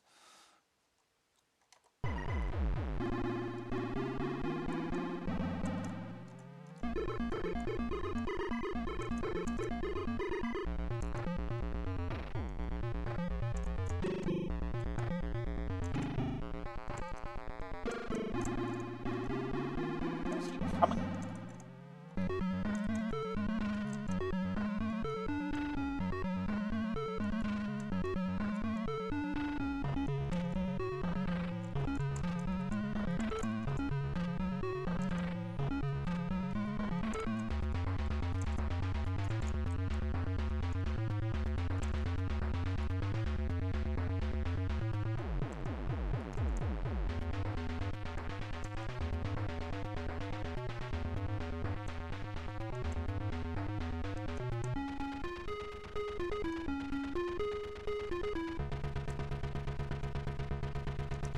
You can't shoot these ones in the back. Again, not like the arcade. Oh no!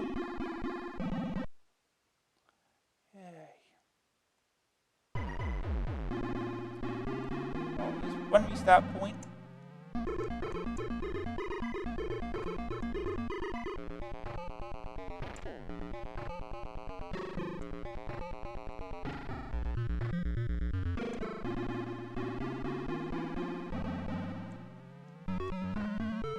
Oh no!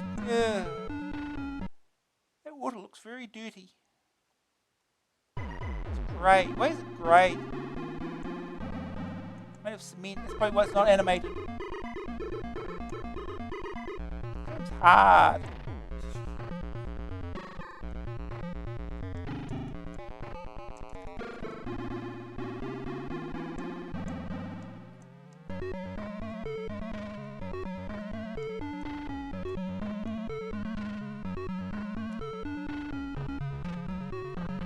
Oh no.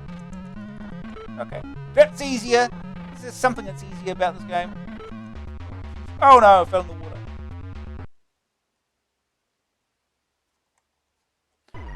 Back here we go.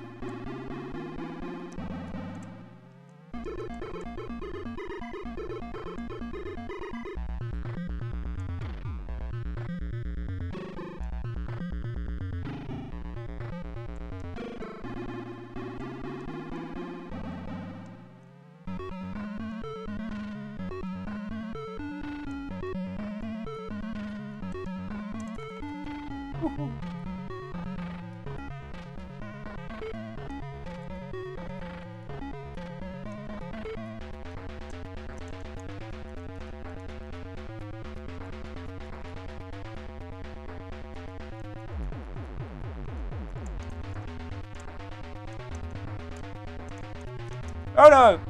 That was a mistake.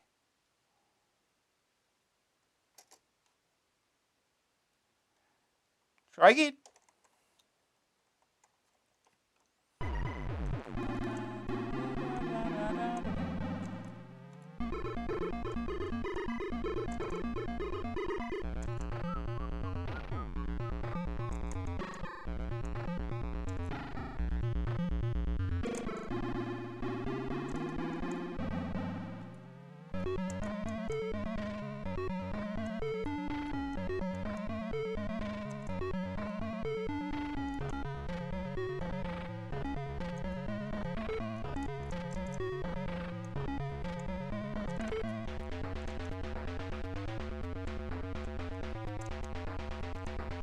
Oh, killed by a bird.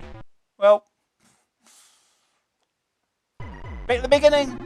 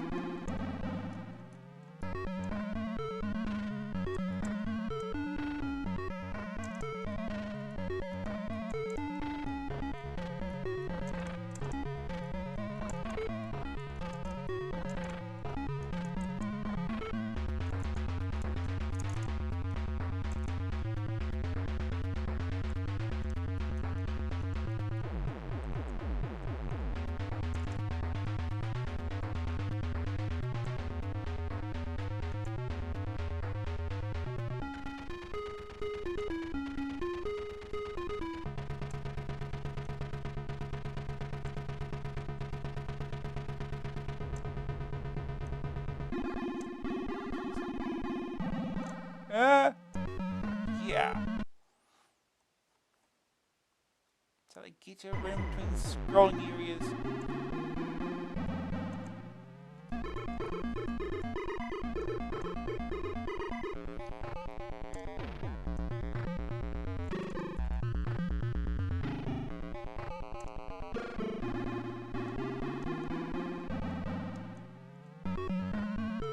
And I jumped way too early. Some stupid.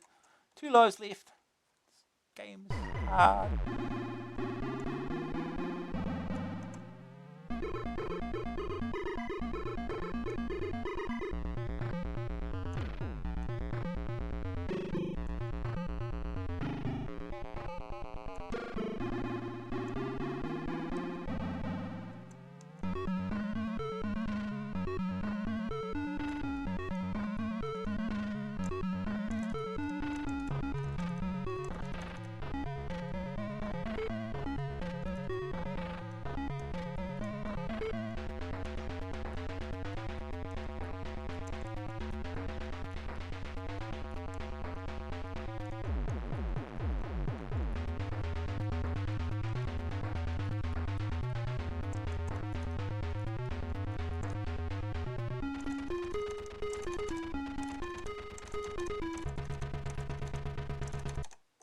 Did it. Level 2.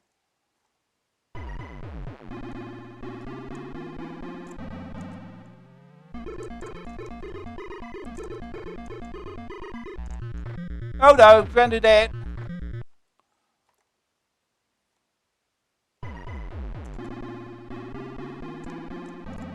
Nope, did. Well, that was progress. Try again.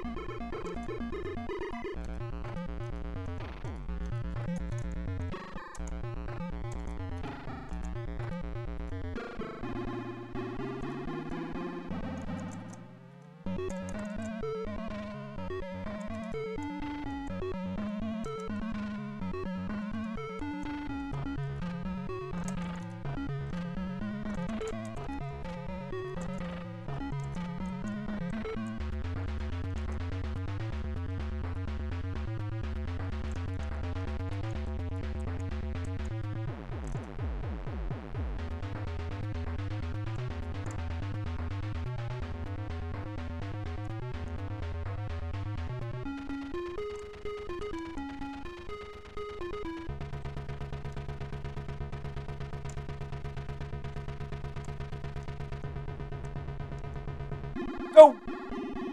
Hitbox!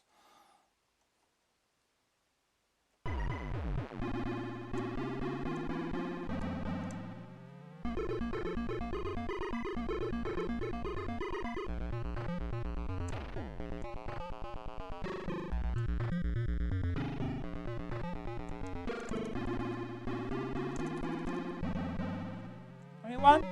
Oh, I wasn't expecting one, I was expecting 3. 3.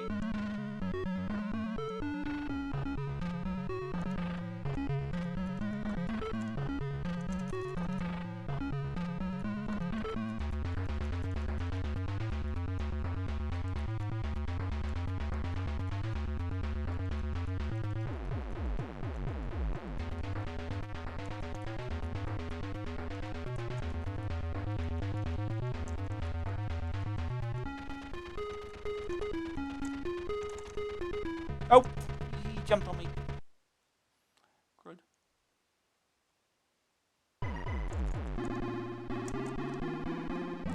Oh! Of course he does. Yes.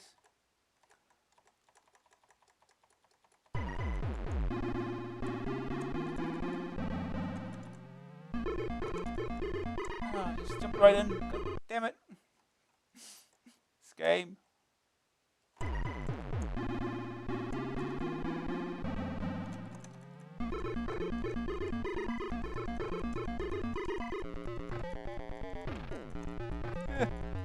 Go!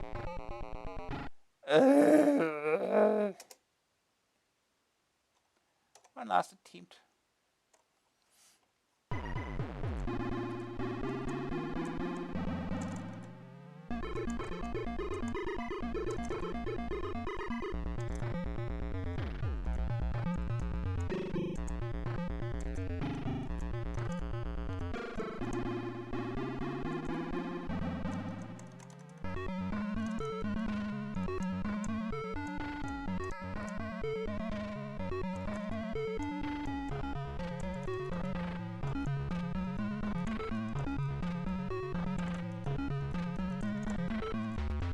Oh, okay, that's how ladders work.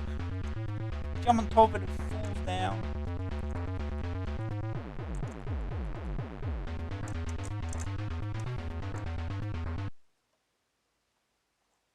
Good.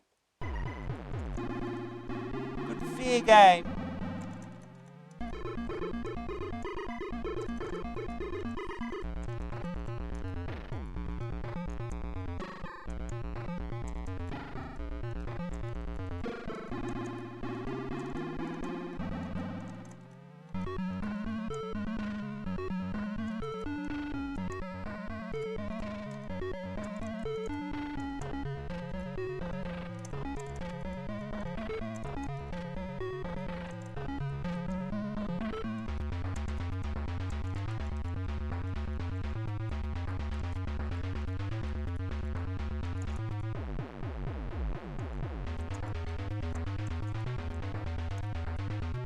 Come on. Okay.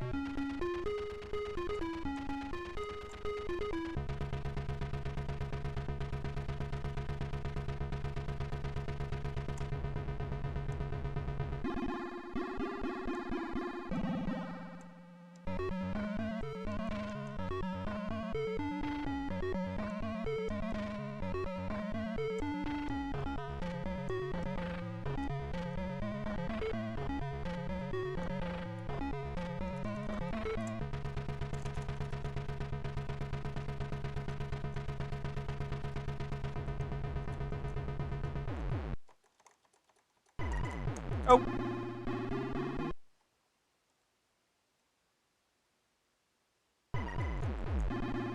Oh no. It was in the way. If I jumped, I would have hit it.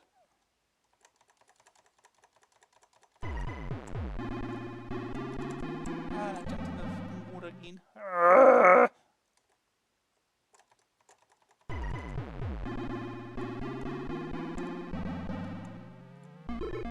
No! What did I jump for? I would have died anyway. What would it matter? What would it matter? Try again. His last chance.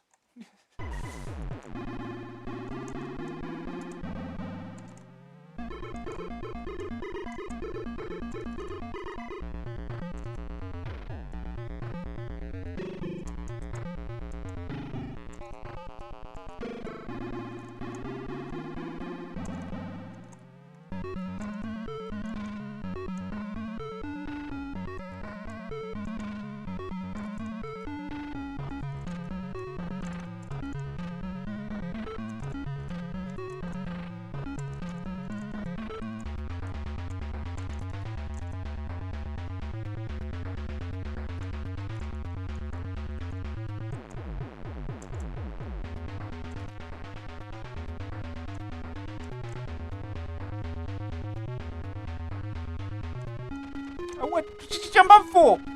On. Yeah.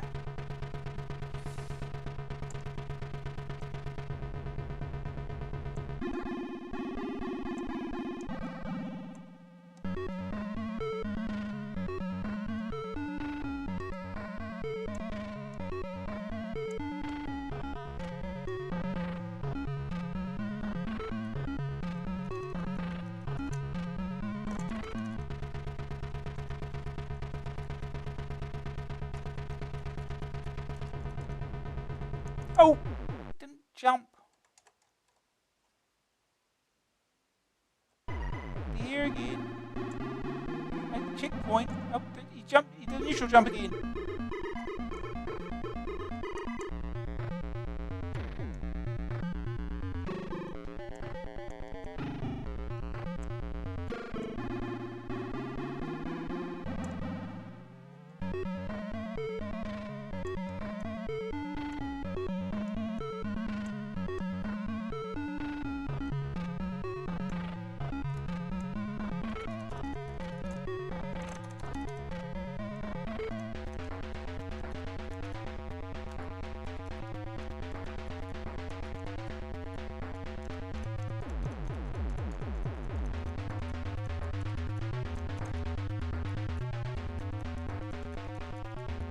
It's going to turn around and he's going to do that. If he could only turn around while jumping, just like in the arcade version.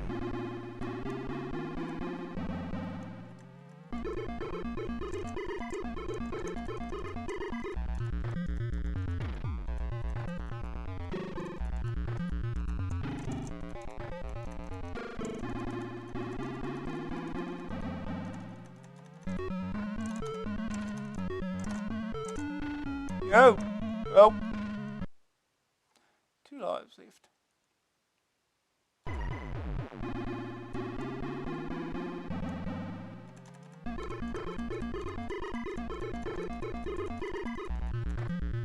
Yeah, it's gonna hit me. Scissors.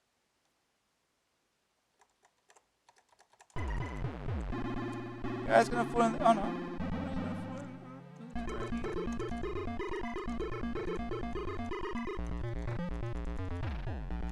Oh, I missed him. Yeah, be hard. Yeah, okay. I think we've seen enough of the game. We know what it is.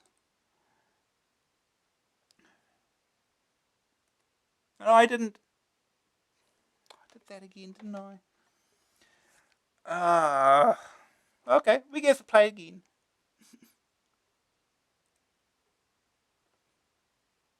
Play it again. Well, you get to see the game now.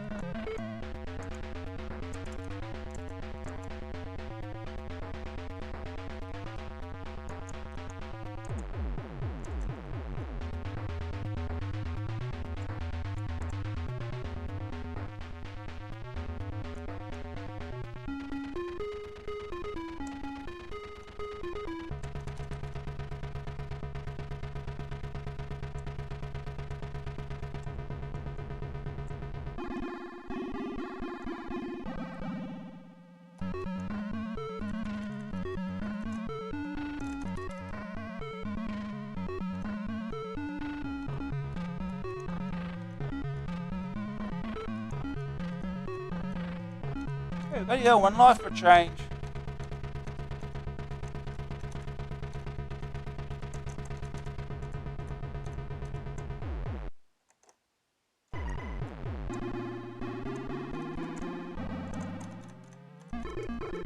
Be careful here.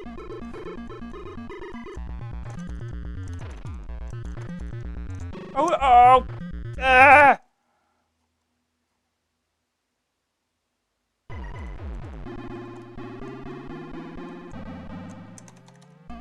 Oh, geez, I don't want to jump forward.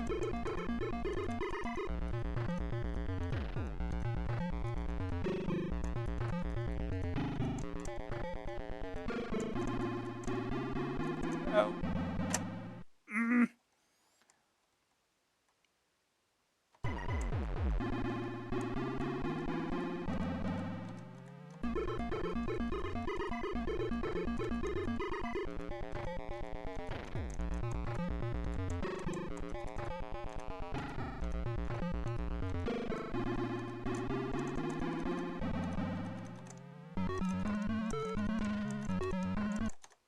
Did it. Okay, level 2.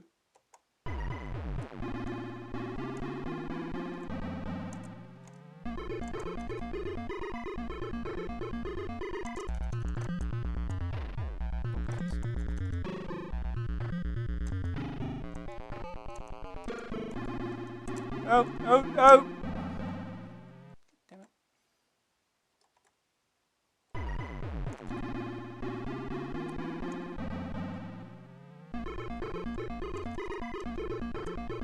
God. God damn it. No, don't jump again, you idiot.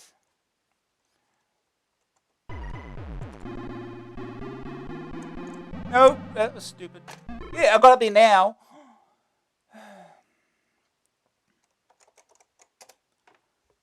That's enough. That's enough. Got to see the game that time. Right. Back to the magazine. Seen enough of this.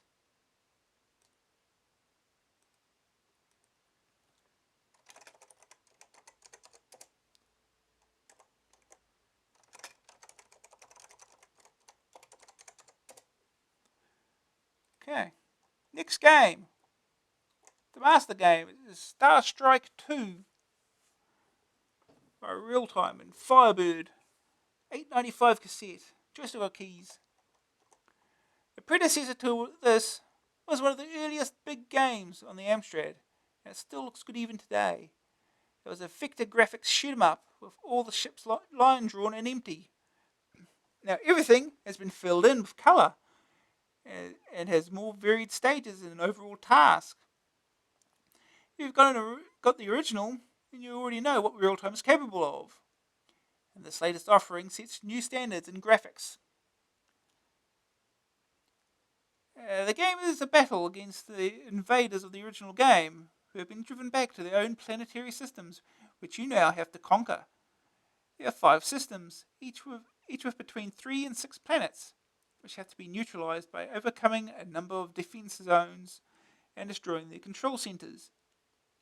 The planets come in 3 types: military, industrial, and agricultural, and this determines the sort of opposition you're likely to encounter. The ship is based at a support module from which you travel to each of the 5 systems. Supplies can be taken on at the module to replenish fuel and force field levels before taking on the planets. Once at a system, you can choose to attack any of the planets, basing your decision on the cost and fuel and the strength of the defense. When you hyperspace to the planet, you may encounter your first problem, a hyperspace storm. This consists of an awful lot of coloured blocks flying straight at you, which have to be avoided if you don't want to suffer a lot of shield damage. Having reached the planet, you could come across a space wheel. These always appear at military planets and sometimes at industrial ones. These can be ignored but provide quite a challenge. After that comes a series of defense force fields, each passed through a diamond-shaped gap. These are defended by various spinning objects and ship emplacements that fire 6 pointed stars. Getting through them unscathed is very tough and takes good timing and positioning. After getting through the defense fields, you've got to deal with the planet's orbiting fighter cover. This involves ship-to-ship fighting, very similar to Starion, and using similar scanners to locate the enemy. When the enemy comes into view, the scanners disappear and leave you to marvel at the amazing solid, full-colour spaceship twisting and turning in front of you. Shoot it a few times and it explodes, often leaving a fuel pod for you or an enemy scavenger ship to pick up. Once you've destroyed enough ships, you descend to the planet's surface, in a trench which you fly through. Sounds familiar. Shooting some of the ground targets and avoiding others. At the end of the trench, you enter a ventilation duct full of blocks and obstacles, including rotating fans and opening and closing iris doors. Finally, you'll come to the room containing the pod that has to be destroyed to neutralize the planet. Blast that and it's off to tackle another one. Not every planet has all these stages, and some are harder than others. Whichever you choose, you find your shield under heavy pressure and a need for plenty of skill and practice. The solid 3D graphics are absolutely stunning, combined with demanding, addictive gameplay and terrific variety in the stages and opponents. It's certainly the best action shoot 'em up of the year so far, and those 3D solid colour graphics are absolutely incredible. First day target, 200,000 points. Yeesh. Ventilation ducts contains blocks across your path on all sides of the duct. Some oscillate up and down, others from side to side. Fans rotate while iris doors sliding open, close across in various speed. At full speed it's lethal but very impressive. Control rooms contains a single pod, which when shot a few times opens an iris door in the back of the wall of the room. The only difficulty is in maneuvering to shoot the pod and then getting back to the door in time. If you miss it, then it's back to the ground attack stage. Ground attack. Dangers include gun emplacements that fire stars, vertical beams, and bouncing squares. A cursor on the ground shows where you can shoot, its position being controlled by your height and sideways movement. Green screen view. Looks great to me, and I do mean great. Space wheel. Shoot 5 pods off the side of the wheel and then dock with it by spinning to match rotation. Gotta spin with it? Oh god. Once inside, destroy the ship and 3 control pads. The third one freezes the iris door and allows you to escape. Defense fields. The gap in the field is blocked by spinning squares and triangles. Triangles can be shot, but the squares have to be avoided. Examine their movement and positioning to find a route through. Orbital fighters, to get them in your screen, use the 2 scanners.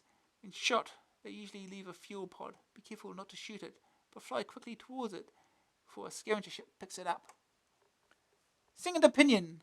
This one takes shoot-'em-up graphics into a whole new league.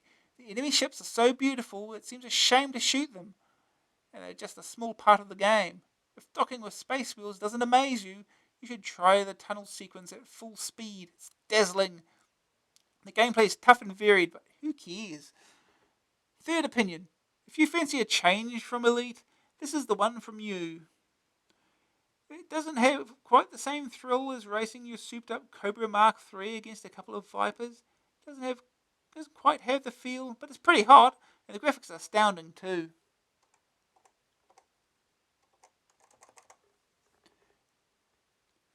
Good news! Astounding graphics. Easy to get into the action. Large variety of sections and enemies. Some very tough stages. Very addictive and fast gameplay. It's a pure shoot-'em-up. It knocks everything else into deep space. A long-term aim besides a high score. Bad news. Only if you don't like shoot-'em-ups.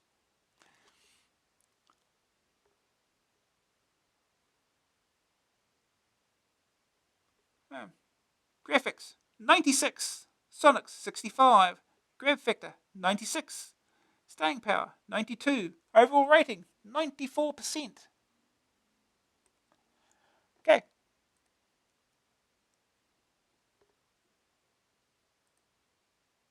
What am I doing?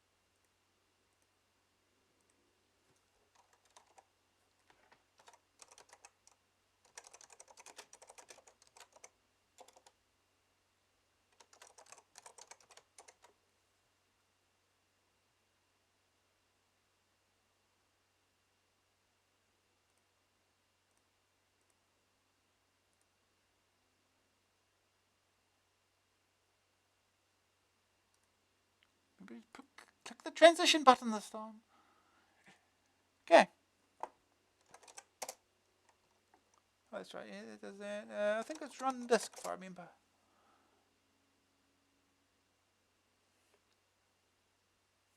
The screen will go black for a while. Don't panic.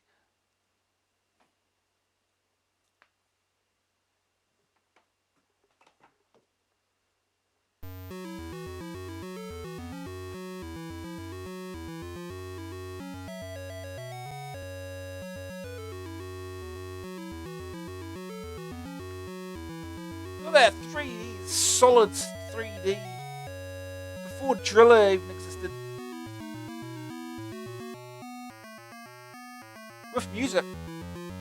Driller doesn't have music.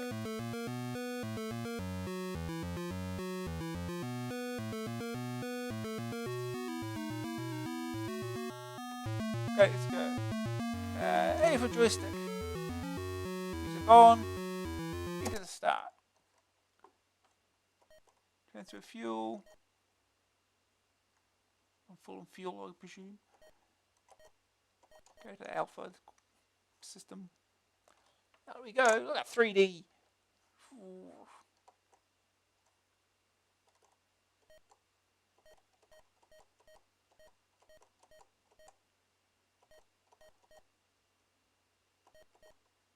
Agricultural. We'll go here.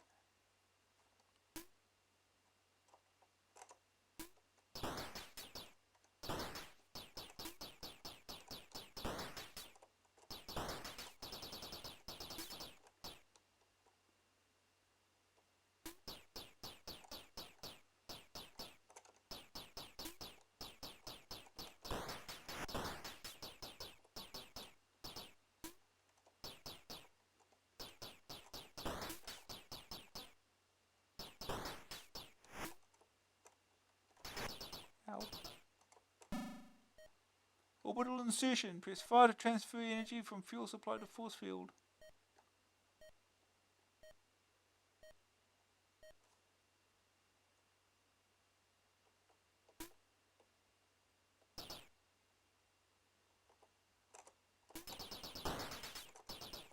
Solid 3D. Oh.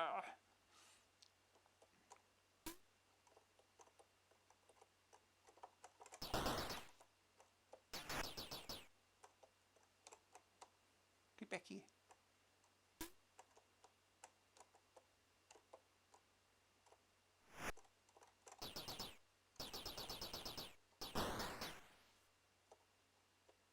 Fuel pod.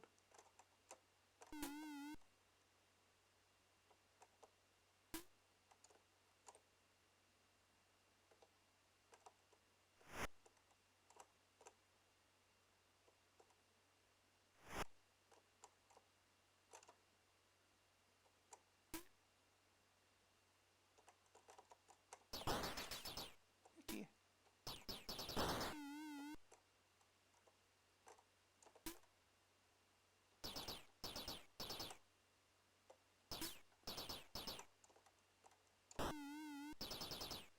Is he trying to kamikaze me or something?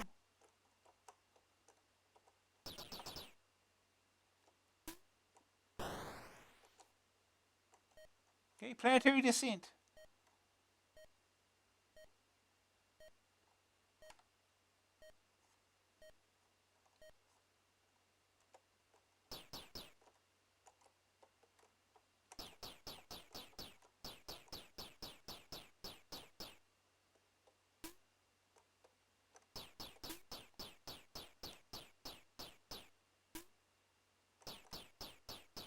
Anything I can actually destroy here?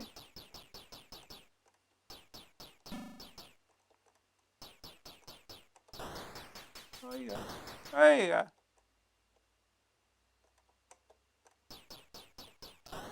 Just gotta be a bit in front of them. Oh jeez. Oh, it hits you, huh? It does the damage.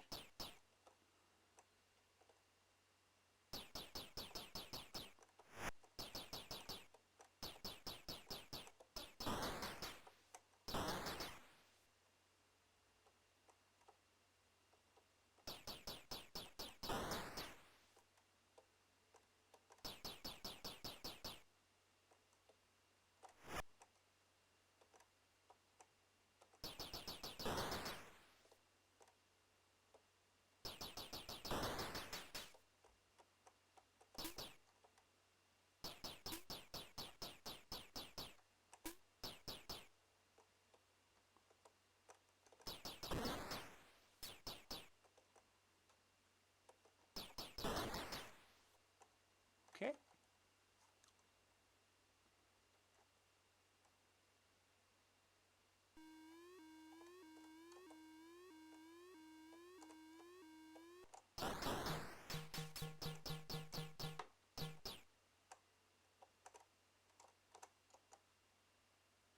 Okay. Escape velocity achieved. Planet Alpha 2 neutralized. Progress. See here.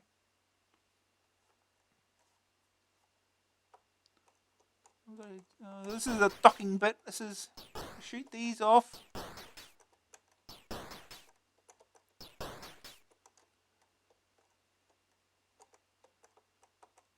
How do we do this? We're supposed to turn or something. How do we turn?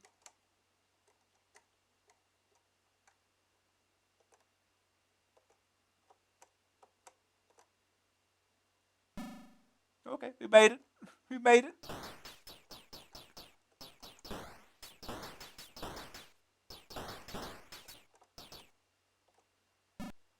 Game over. Oh dear. Well, certainly very interesting.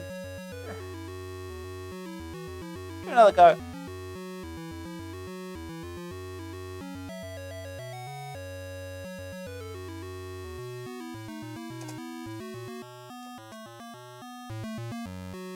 press the play.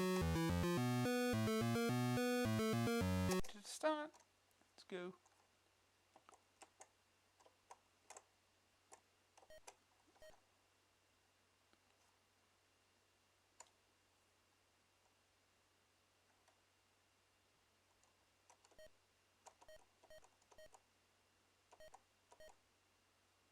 Let's go here first.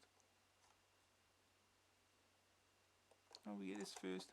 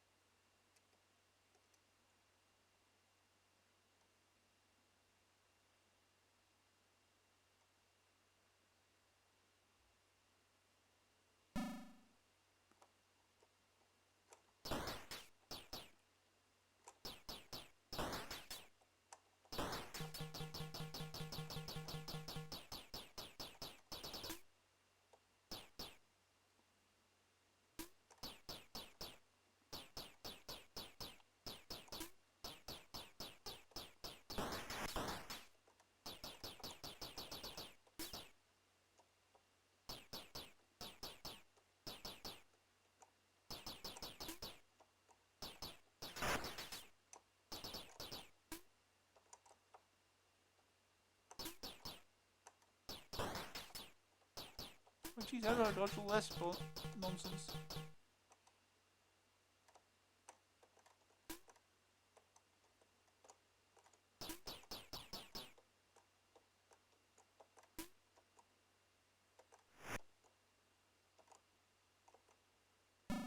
Ow. Oh boy.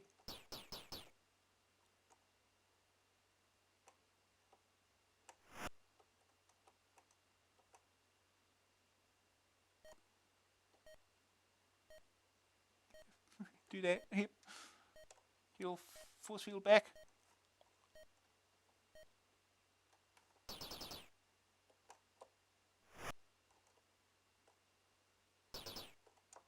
The other direction. Yeah.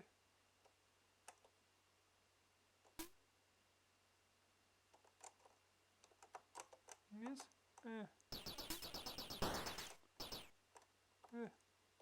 Okay.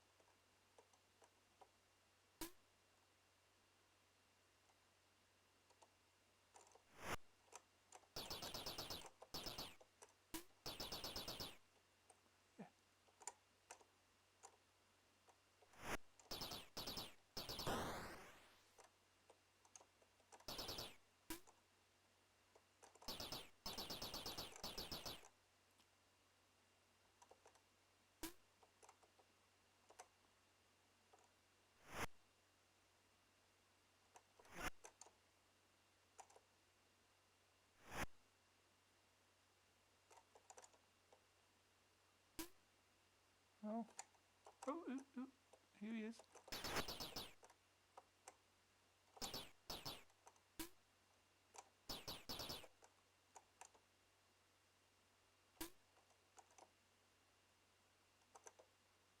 This is going well.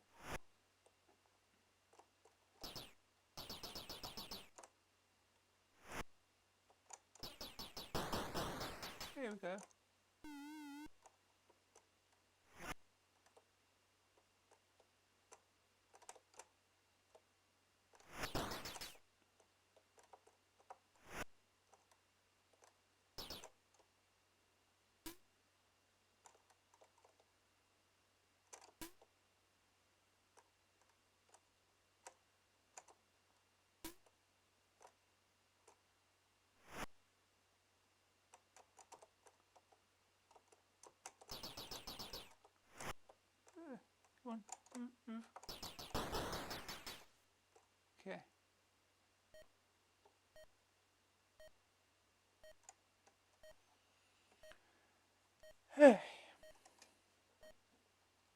Planetary descent.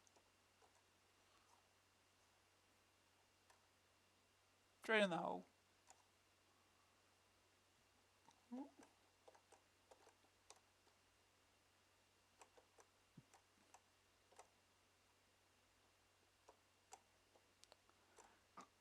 No shooting, we just got to avoid the blocks.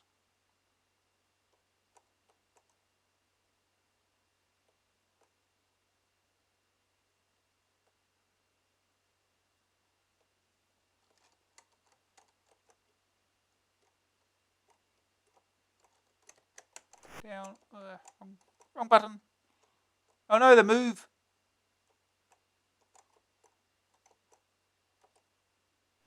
Ow.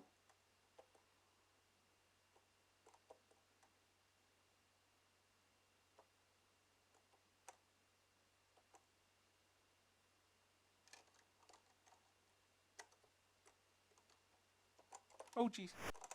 Trying to figure out how to increase your speed, but no.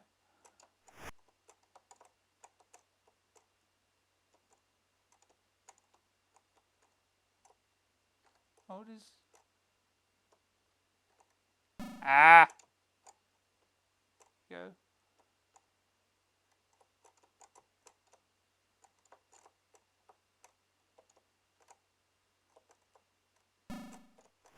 Ow. Slowing that down a bit now. Yeah, it's fire plus up and down increases your velocity.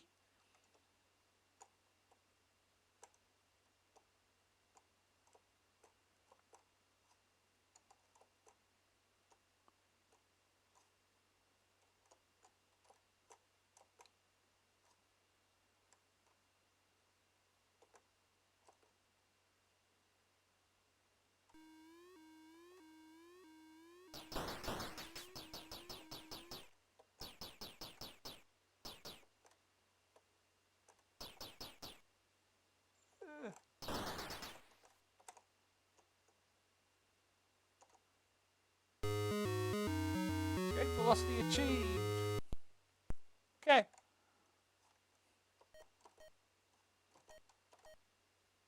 Go back here again.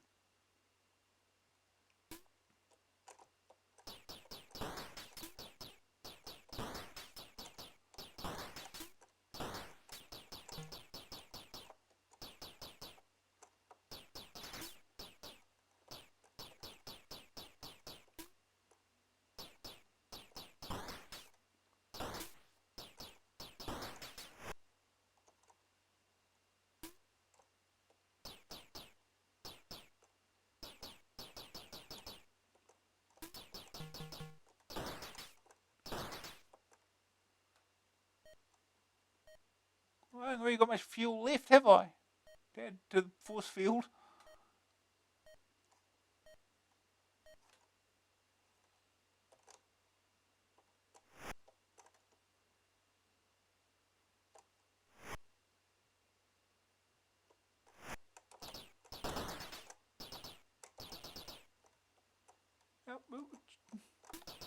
If only a ship would turn a little quicker.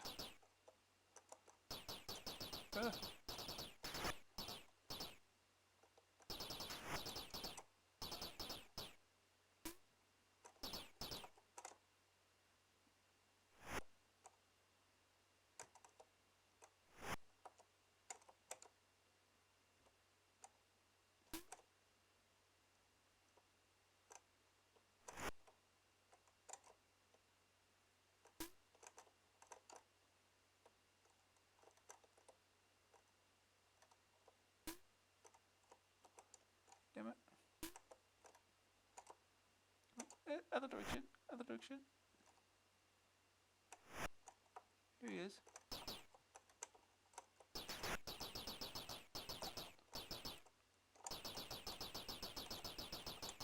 Oh, man, hit the thing.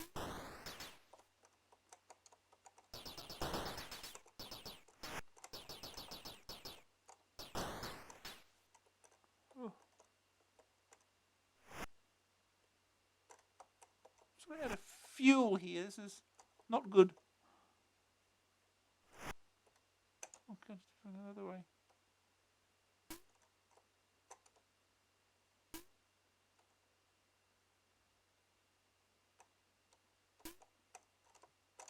Oh, game over.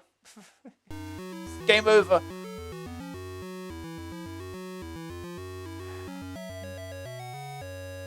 It's something I will take some getting used to. Either turn that ship a bit faster. Ah, back to magazine. Don't know if it quite deserves 94%, but that's reasonable fun. Figure it out, I guess.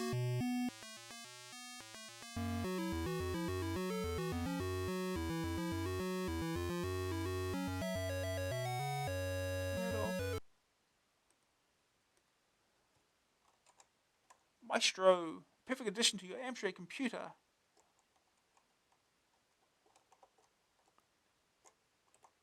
Micropole hits. Mission elevator.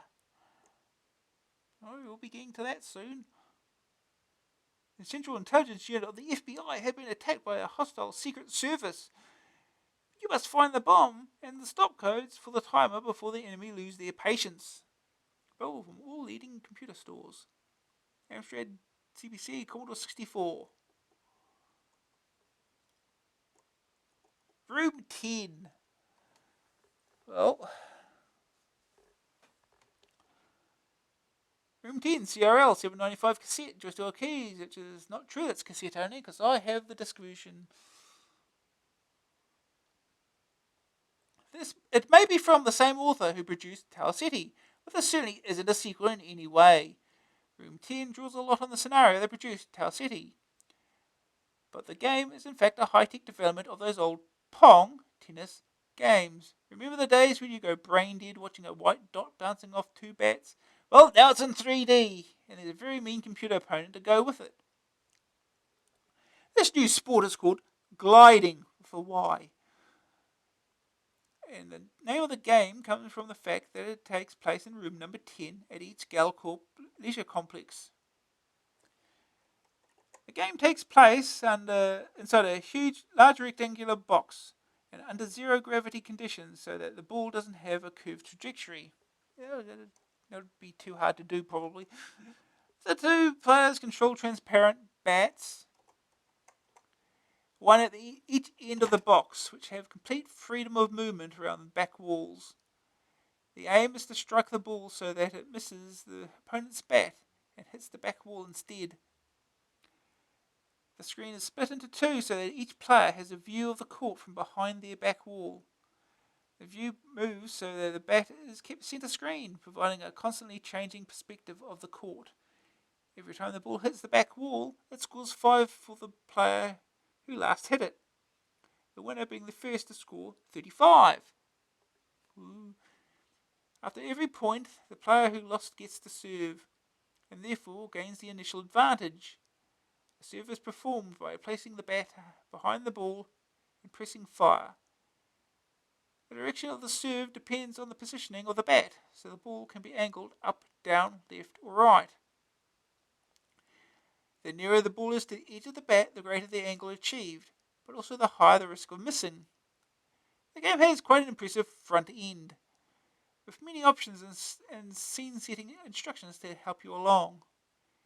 You can choose whether to play the computer or a human opponent, what standard of the computer player is, the game's speed, and the screen colours.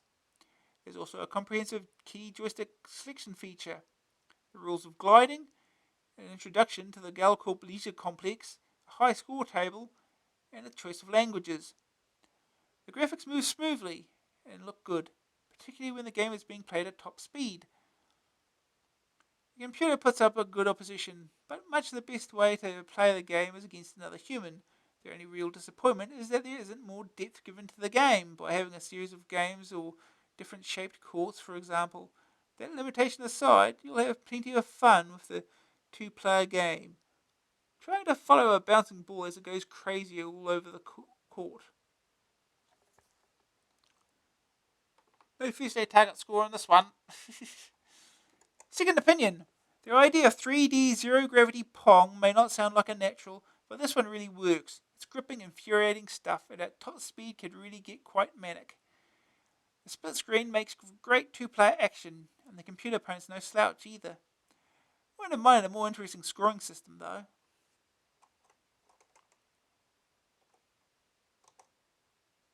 Third opinion.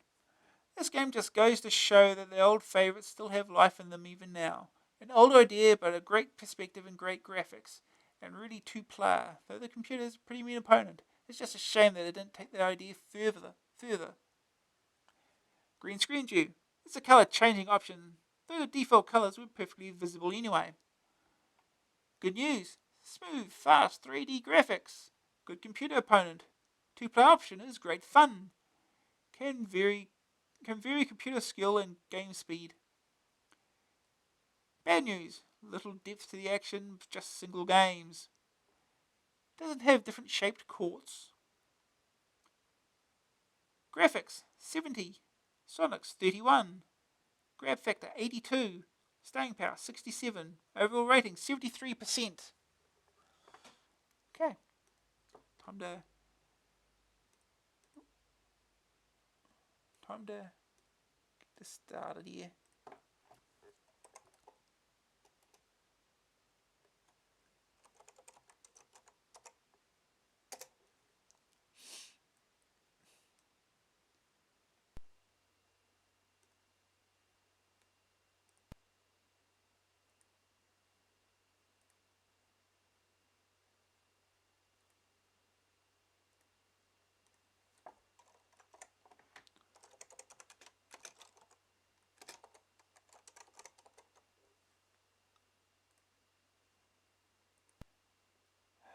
Okay.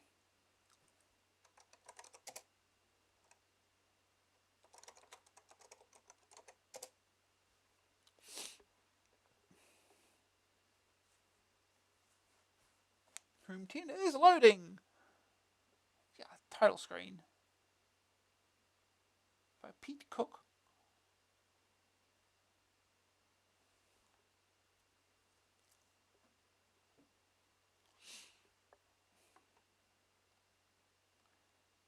Okay, space to continue.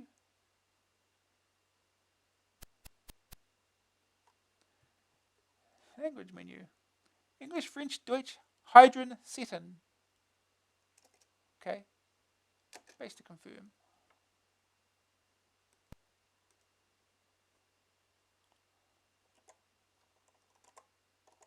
Select game type.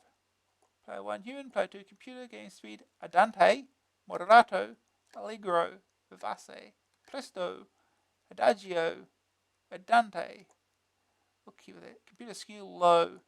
New color scheme. Yeah, default's fine. Fewer select keys. I think it works with joystick by default, does it? I don't know. Oh, no, that's right. Joystick on player 1. Here we go. Turn to main menu. Rules of gliding. Rules of gliding. P1. Extracts from Galcorp rulebook.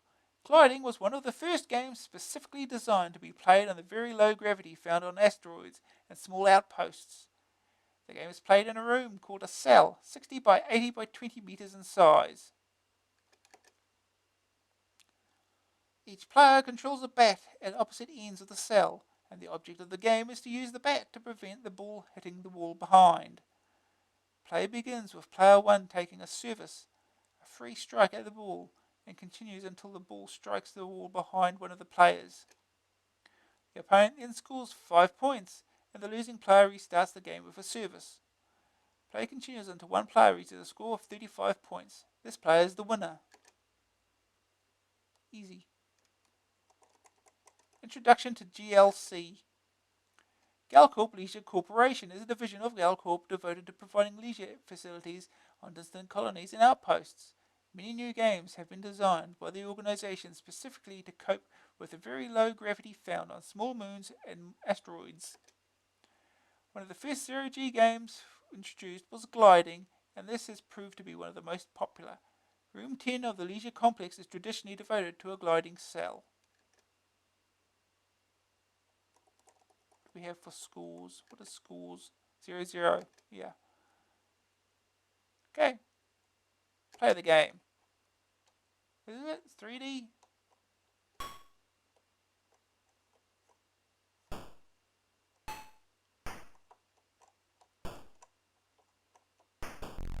Oh, that's not a miss. Boo.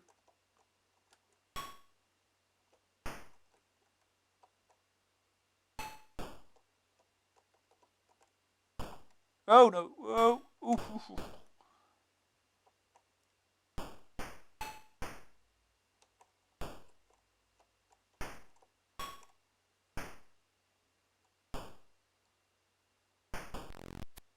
Right, 5-all.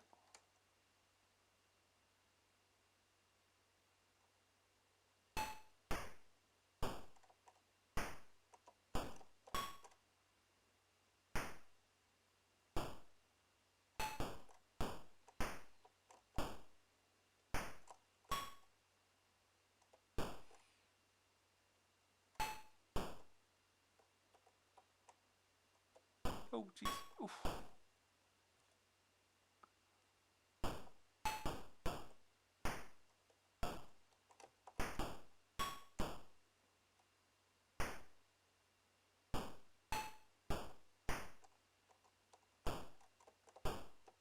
Oh, not low enough.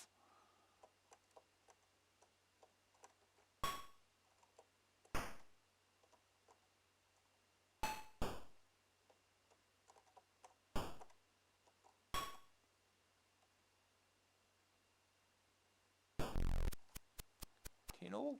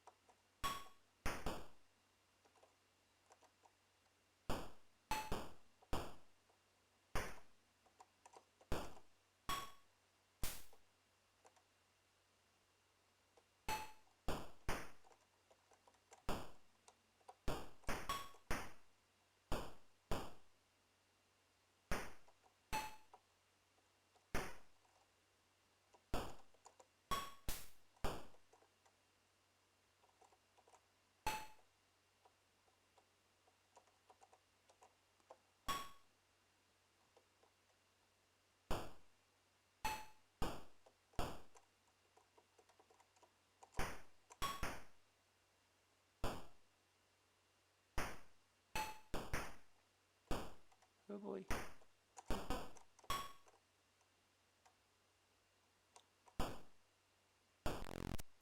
Alright, 15-10.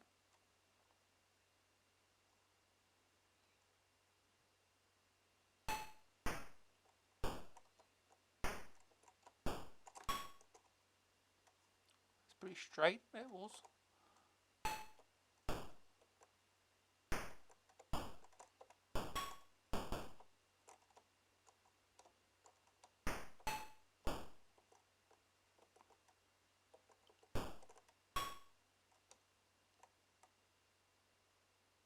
Not quite the direction I wanted.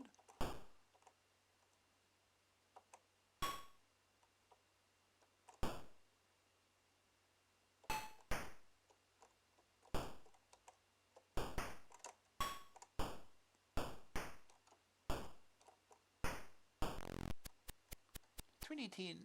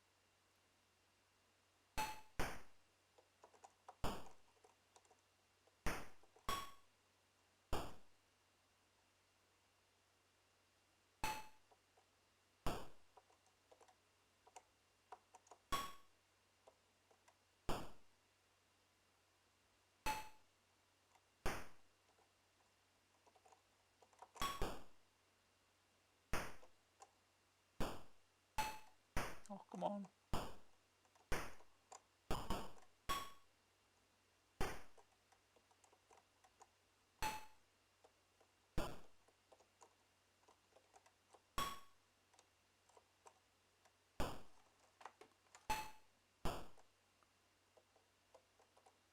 Oh, jeez, not paying attention. Hey, Tito. This is room 10. It's Pong in 3D.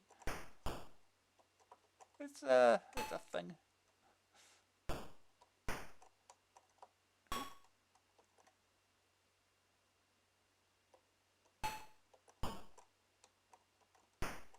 Ooh.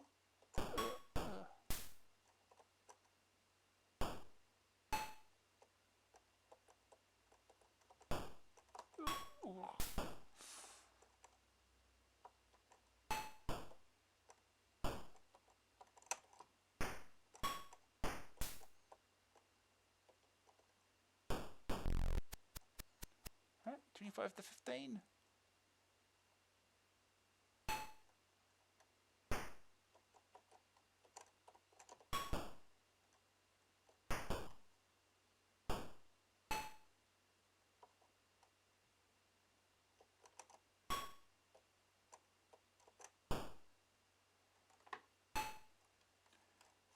Yeah. Ooh. That direction.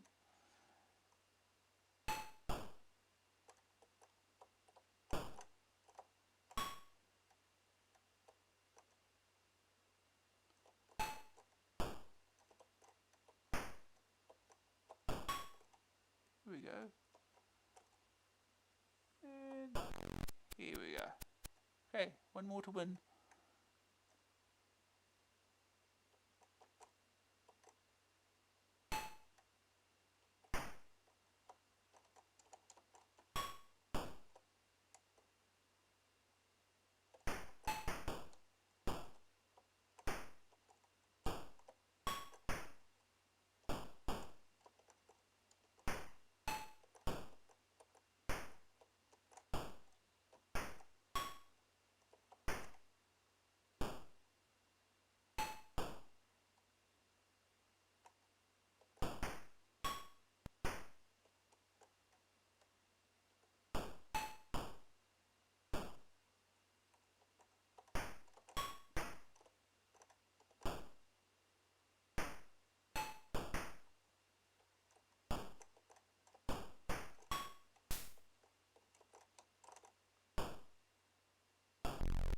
Here we go. We win! Can you see into your name? No.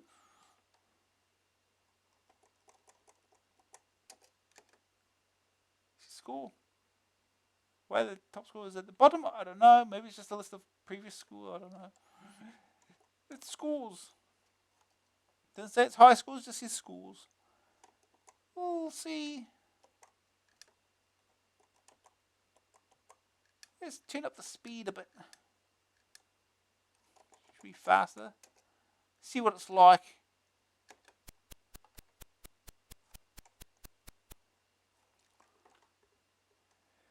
Alright.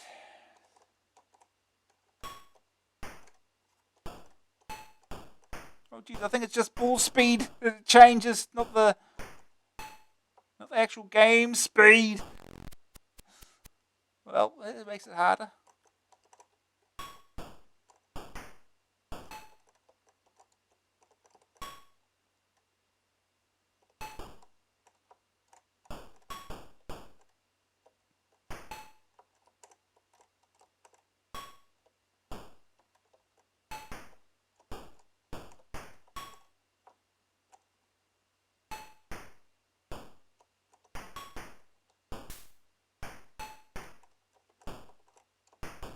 Oh.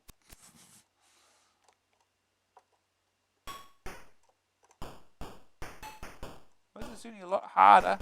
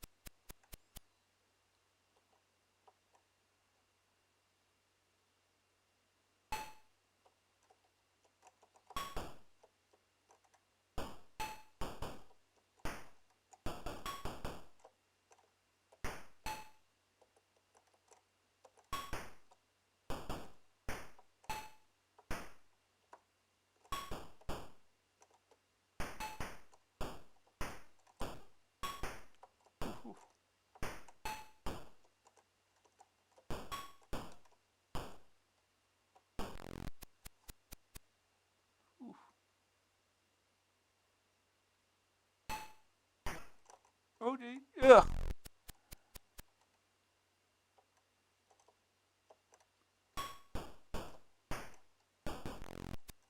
Yeah, just like that.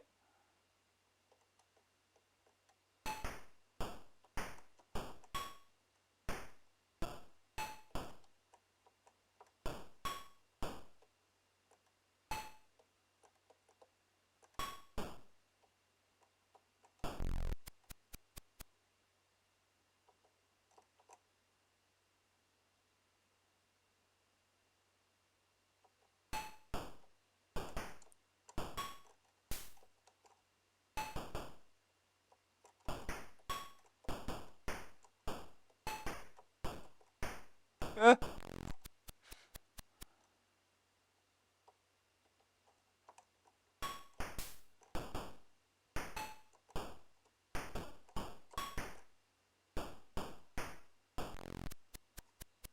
okay, one more.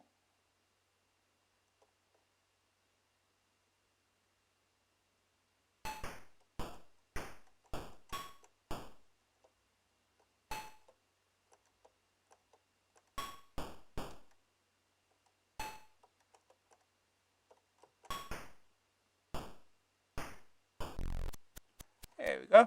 Win! Player 1 wins the game. No.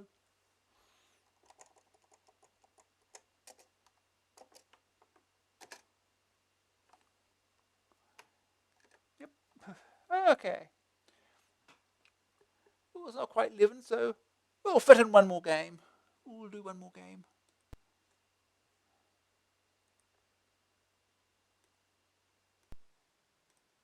The last game is Mission Elevator.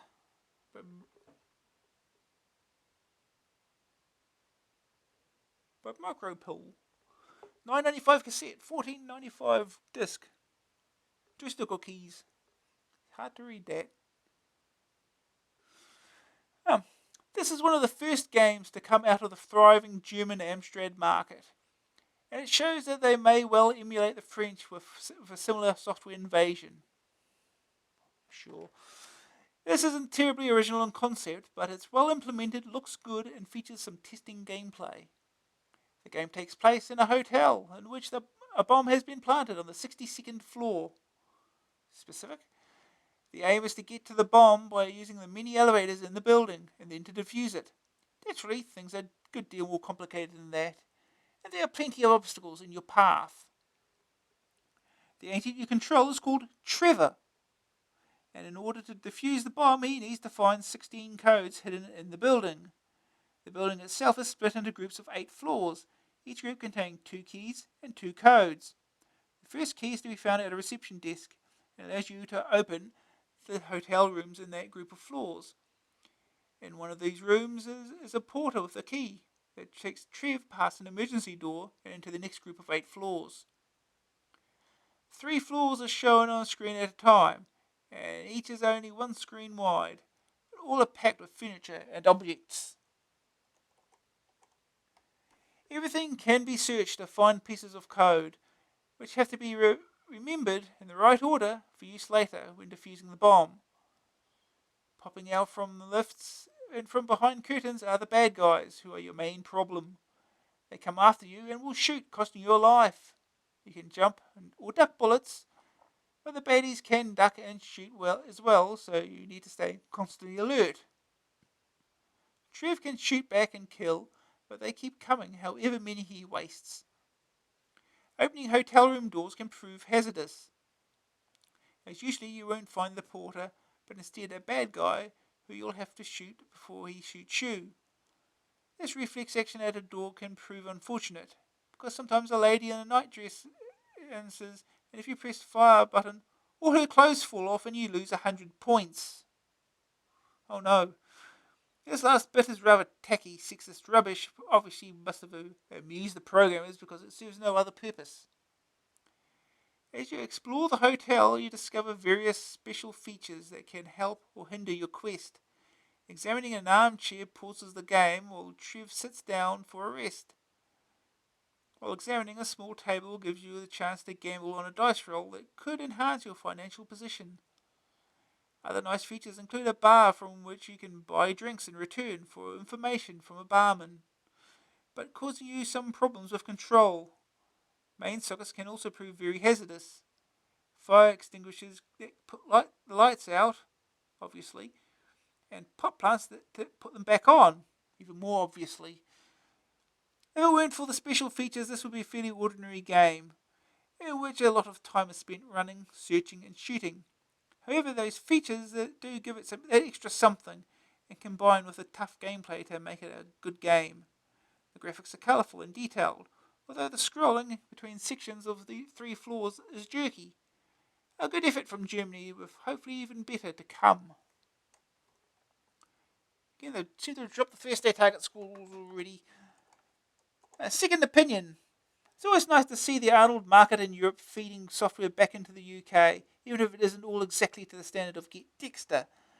This German Lift Them Up, has a fresh and unusual approach of recent French games, with nice touches galore. All that shooting, ducking and jumping can get a bit tiresome, but at least it's different. Third opinion. Initially I loved this game, and wasted several nights trying to get to floor 20. But interest waned when I realised that all the floors are basically the same. There's just an awful lot of them. Good graphics, good action, and some nice touches. But is that really enough? Good news, 62 floors is a lot to get through. Colourful and detailed graphics. Tough gameplay, so you can't afford to relax. Good features such as the bar, chairs, and fire extinguishers. Bad news, becomes repetitive. Controls are a little awkward for searching. Green screen view. Most of the time it's fine in green. Putting out the lights will cause visibility problems. Then it is supposed to. Graphics 74, Sonics 52, grab factor 73, staying power 71, overall rating 71%. Okay. Let's get the game started.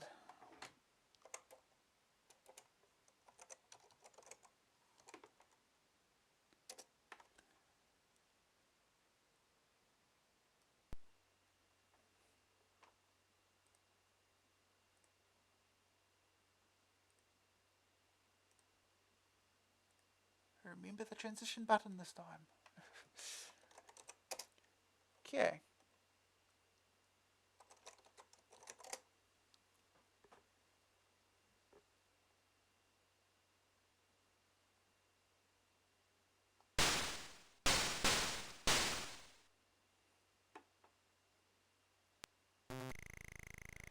Announcement from headquarters. A difficult and dangerous mission exists. We need a strong, tough and intelligent guy for this work. Inform the headquarters if you think you are the right one. Identify yourself.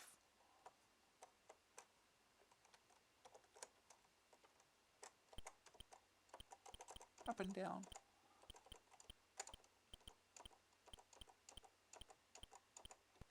No.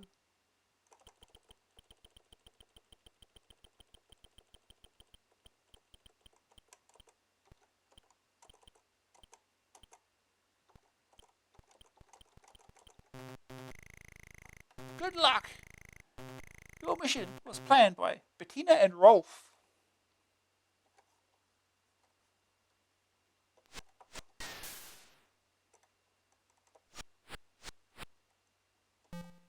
I can't go across the... There is a key!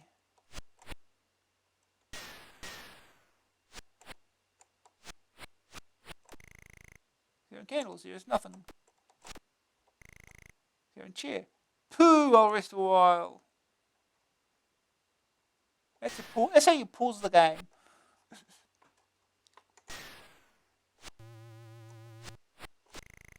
7 curtains, there's nothing.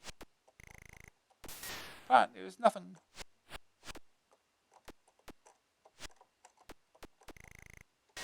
7 door, I can't open it. I had a key though. Oh, dead!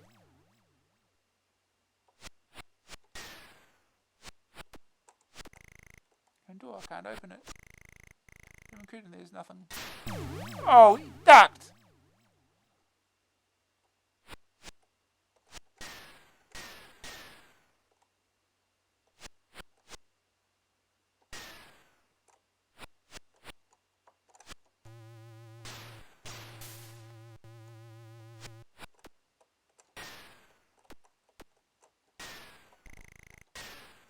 Seven candles is nothing. Seven candles is nothing. Seven including there's nothing.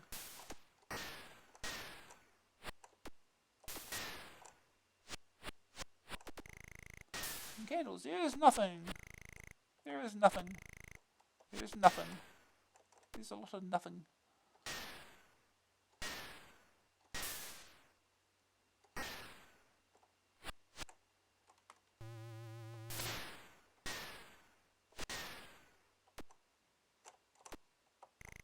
Seven socket, really? No, don't. Pooh, thank you. Seven table, there's a dice here. Play. Jump.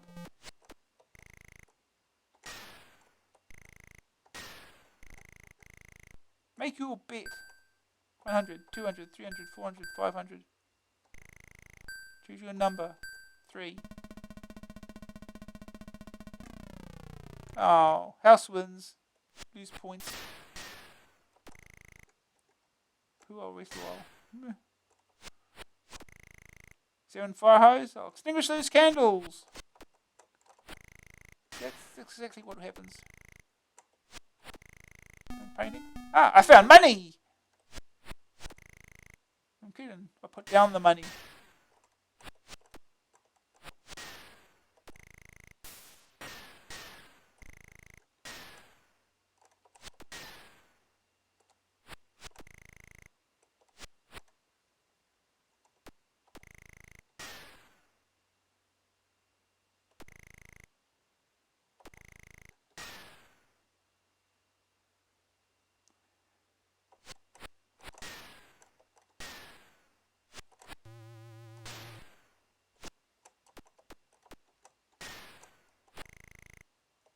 There's nothing.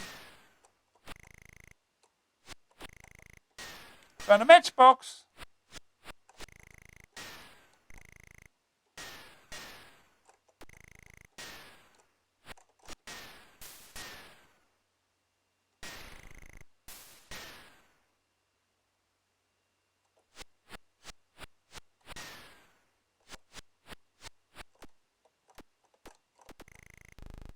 Ah, it is open. Oh! The dude.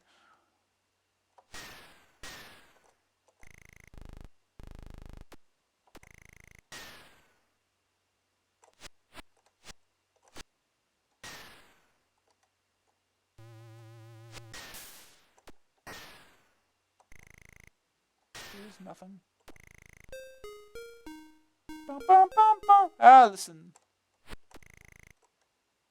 Pause.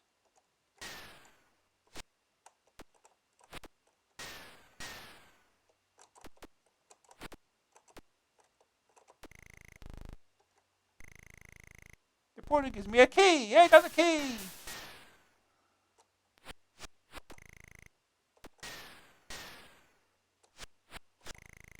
Including there is nothing.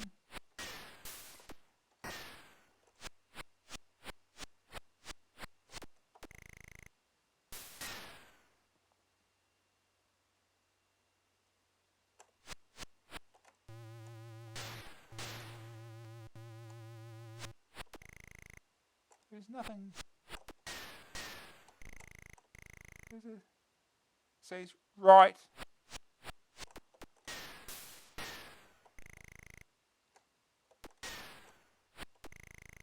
Emergency door. Ah.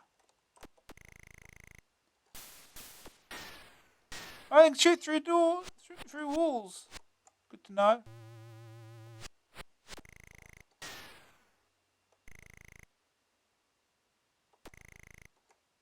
No, don't push the fire. Oh, thank you.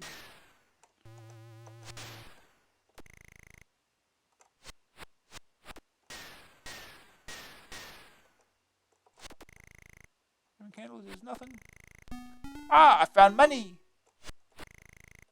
Put down the money. There's nothing. Oh!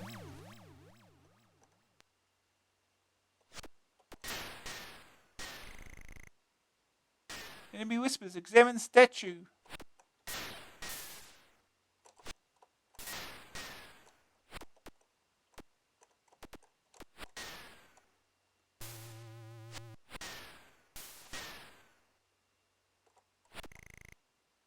Barkeeper invites me. Choose your drink. Milk, beer, whiskey, milk. I'm on the job. Oh, whiskey will do. Barkeeper says 13.19. Now my controls are reversed. Here's a sign. It says right. Duck. Up stuck. Okay, reverse controls are stupid.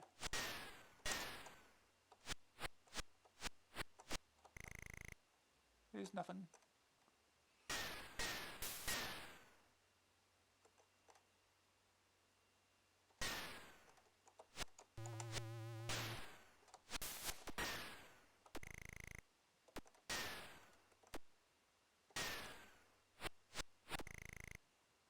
Always for a while. Tail. There, dice. Oh!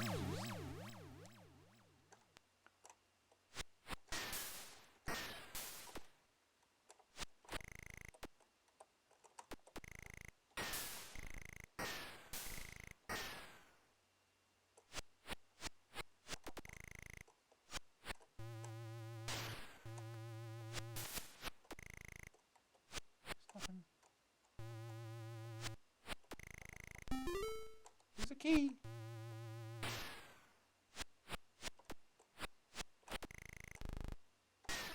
Ah, got you that time.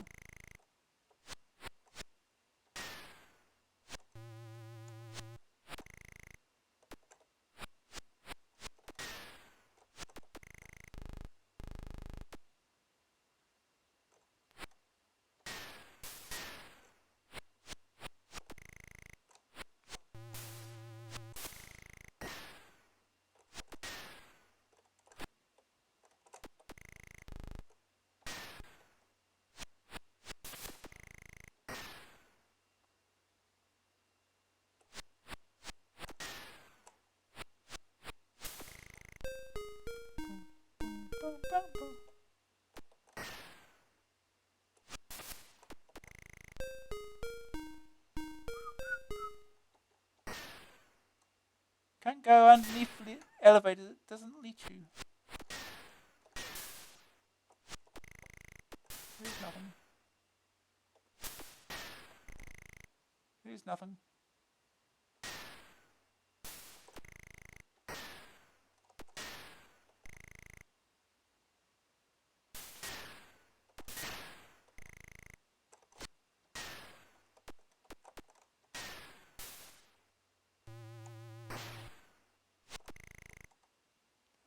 Always for a while.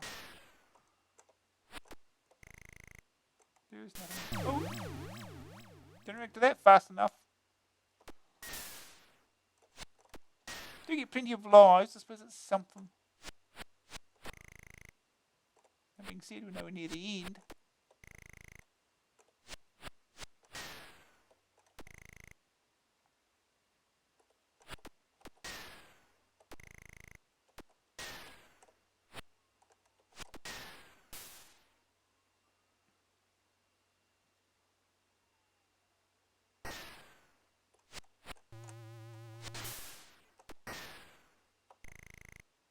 There is nothing. There's a sign. It says right.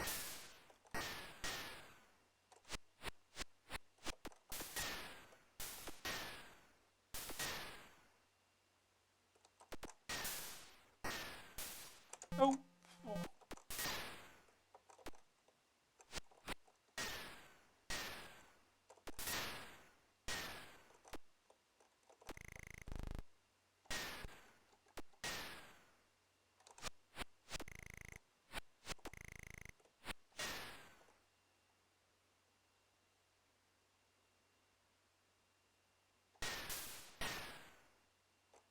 Yep.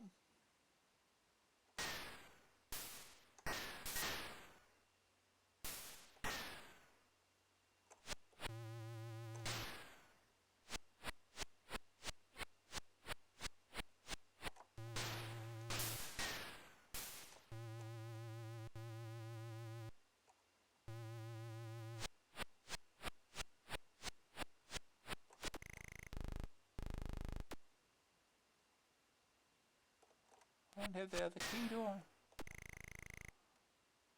There's nothing. Still gotta find the porter.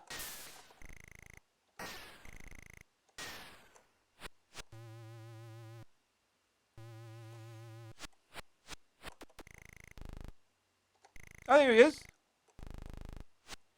Oh.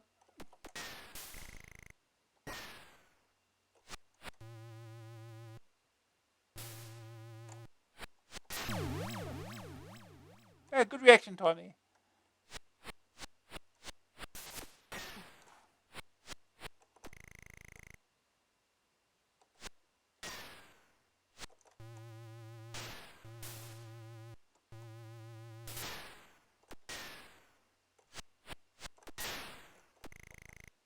There's nothing. Second column. Oh, it's a dork one. Whatever that means. Oh, bomb went off. Oh, ran out of lives eventually.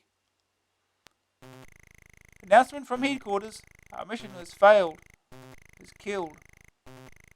Next time, we'll have to take a more intelligent agent for this hard work. Ooh. I haven't changed the title. I didn't change the title.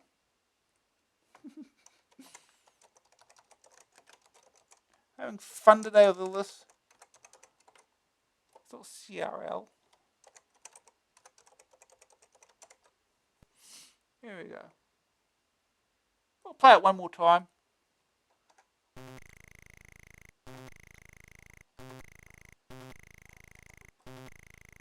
It'll probably take me to 11:30 or whatever.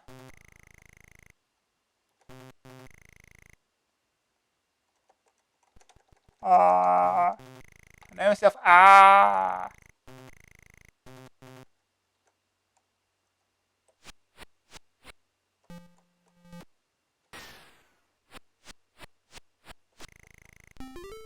Here's the key.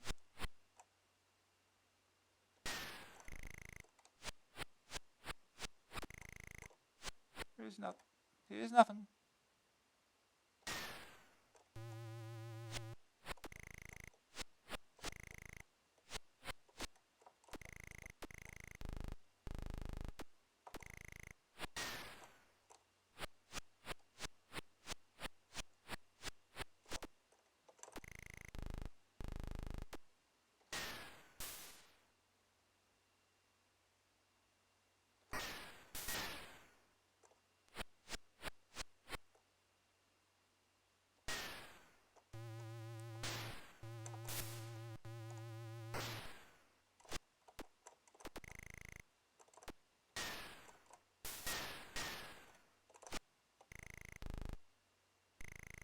Here's the porter.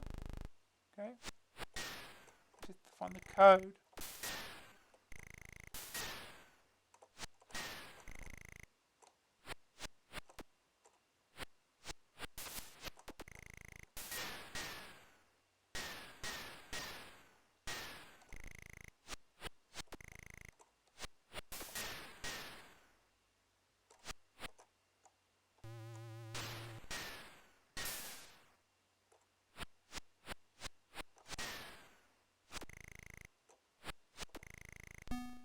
Found money.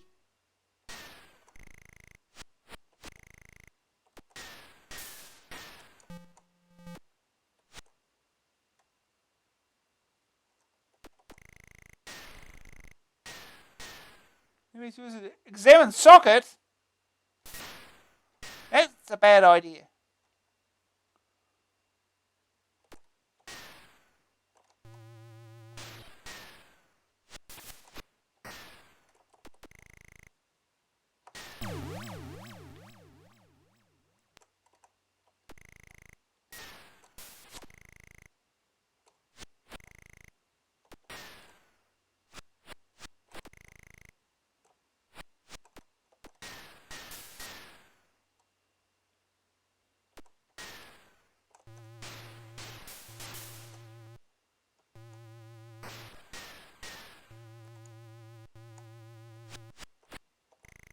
They're in socket. There is a sign.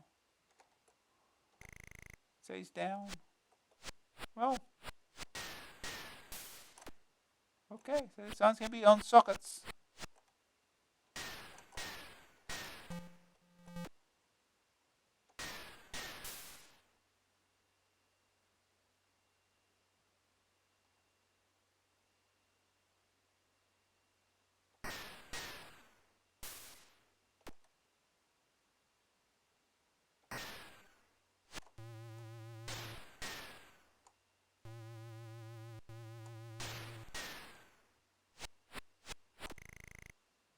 I only see the dark something. No.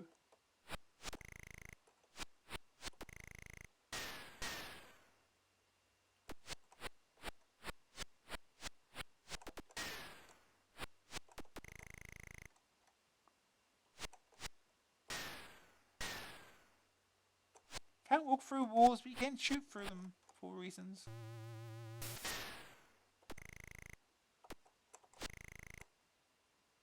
No.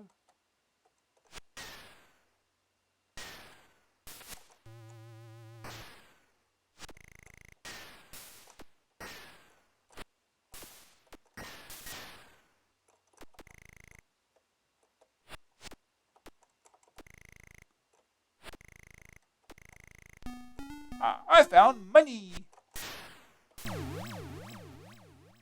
Good. I can react to that one. Put down the money. Oh. Good reaction time.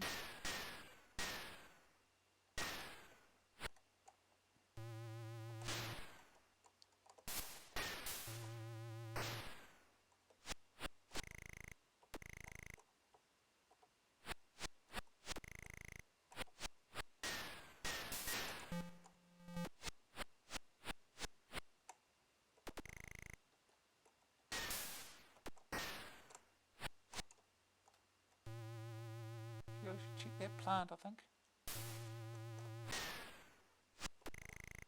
There's nothing. Yeah, in the back. Of course. Oh, gee, that was close.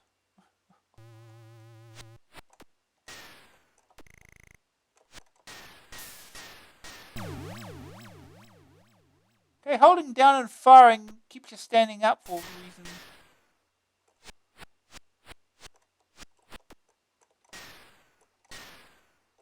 Get the keys.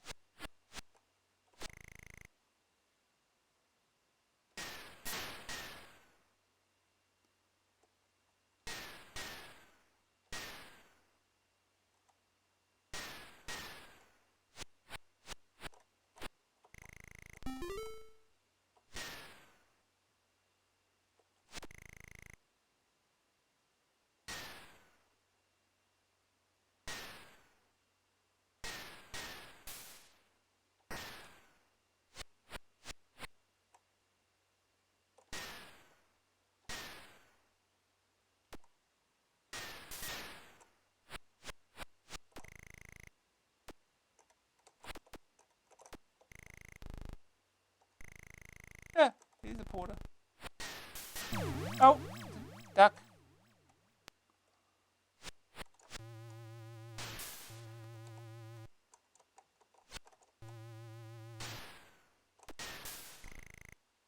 There's a sign on the clock.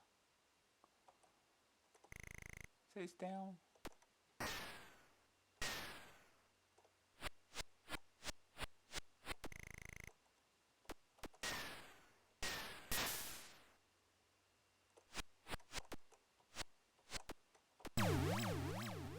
Oh wow, yeah, that gives me good reaction times.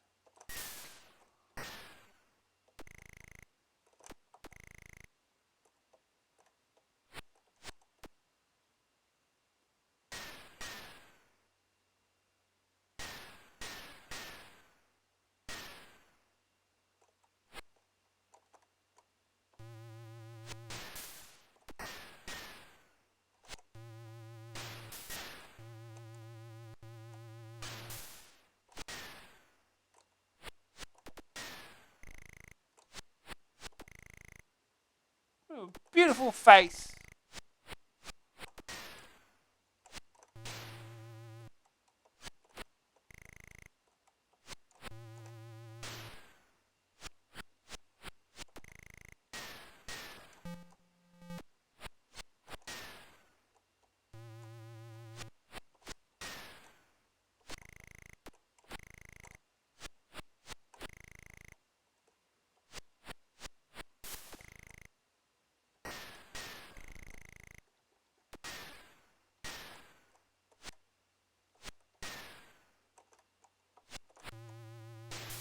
Oh no.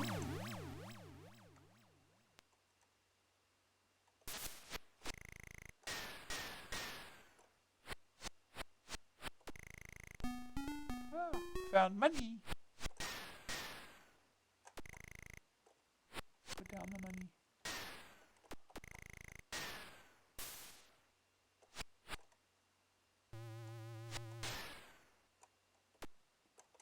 Oh, do this a long way around, huh?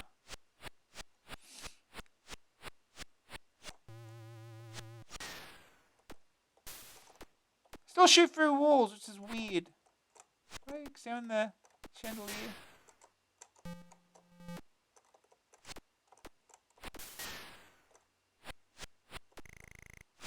Nothing. Nothing. There's a sign in the socket. Of course it is.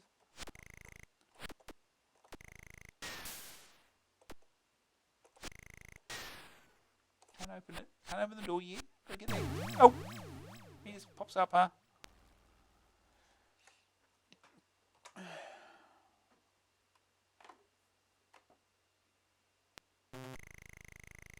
That's for headquarters. Our mission has failed. Was killed. Next time we'll want to have a more intelligent agent for this hard work.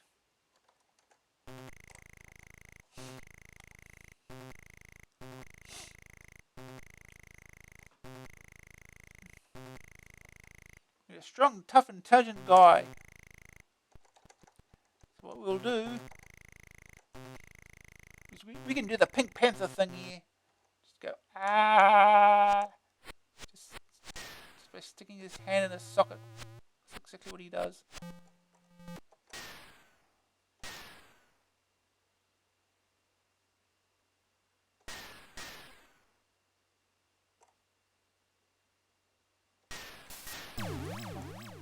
If we can get to a socket first.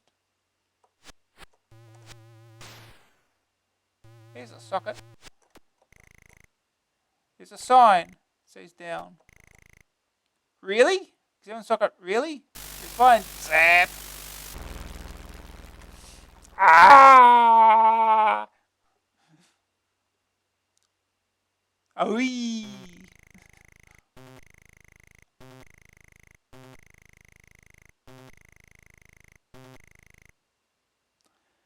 Yeah. Yeah, don't stick your hand in electrical sockets. It does not work.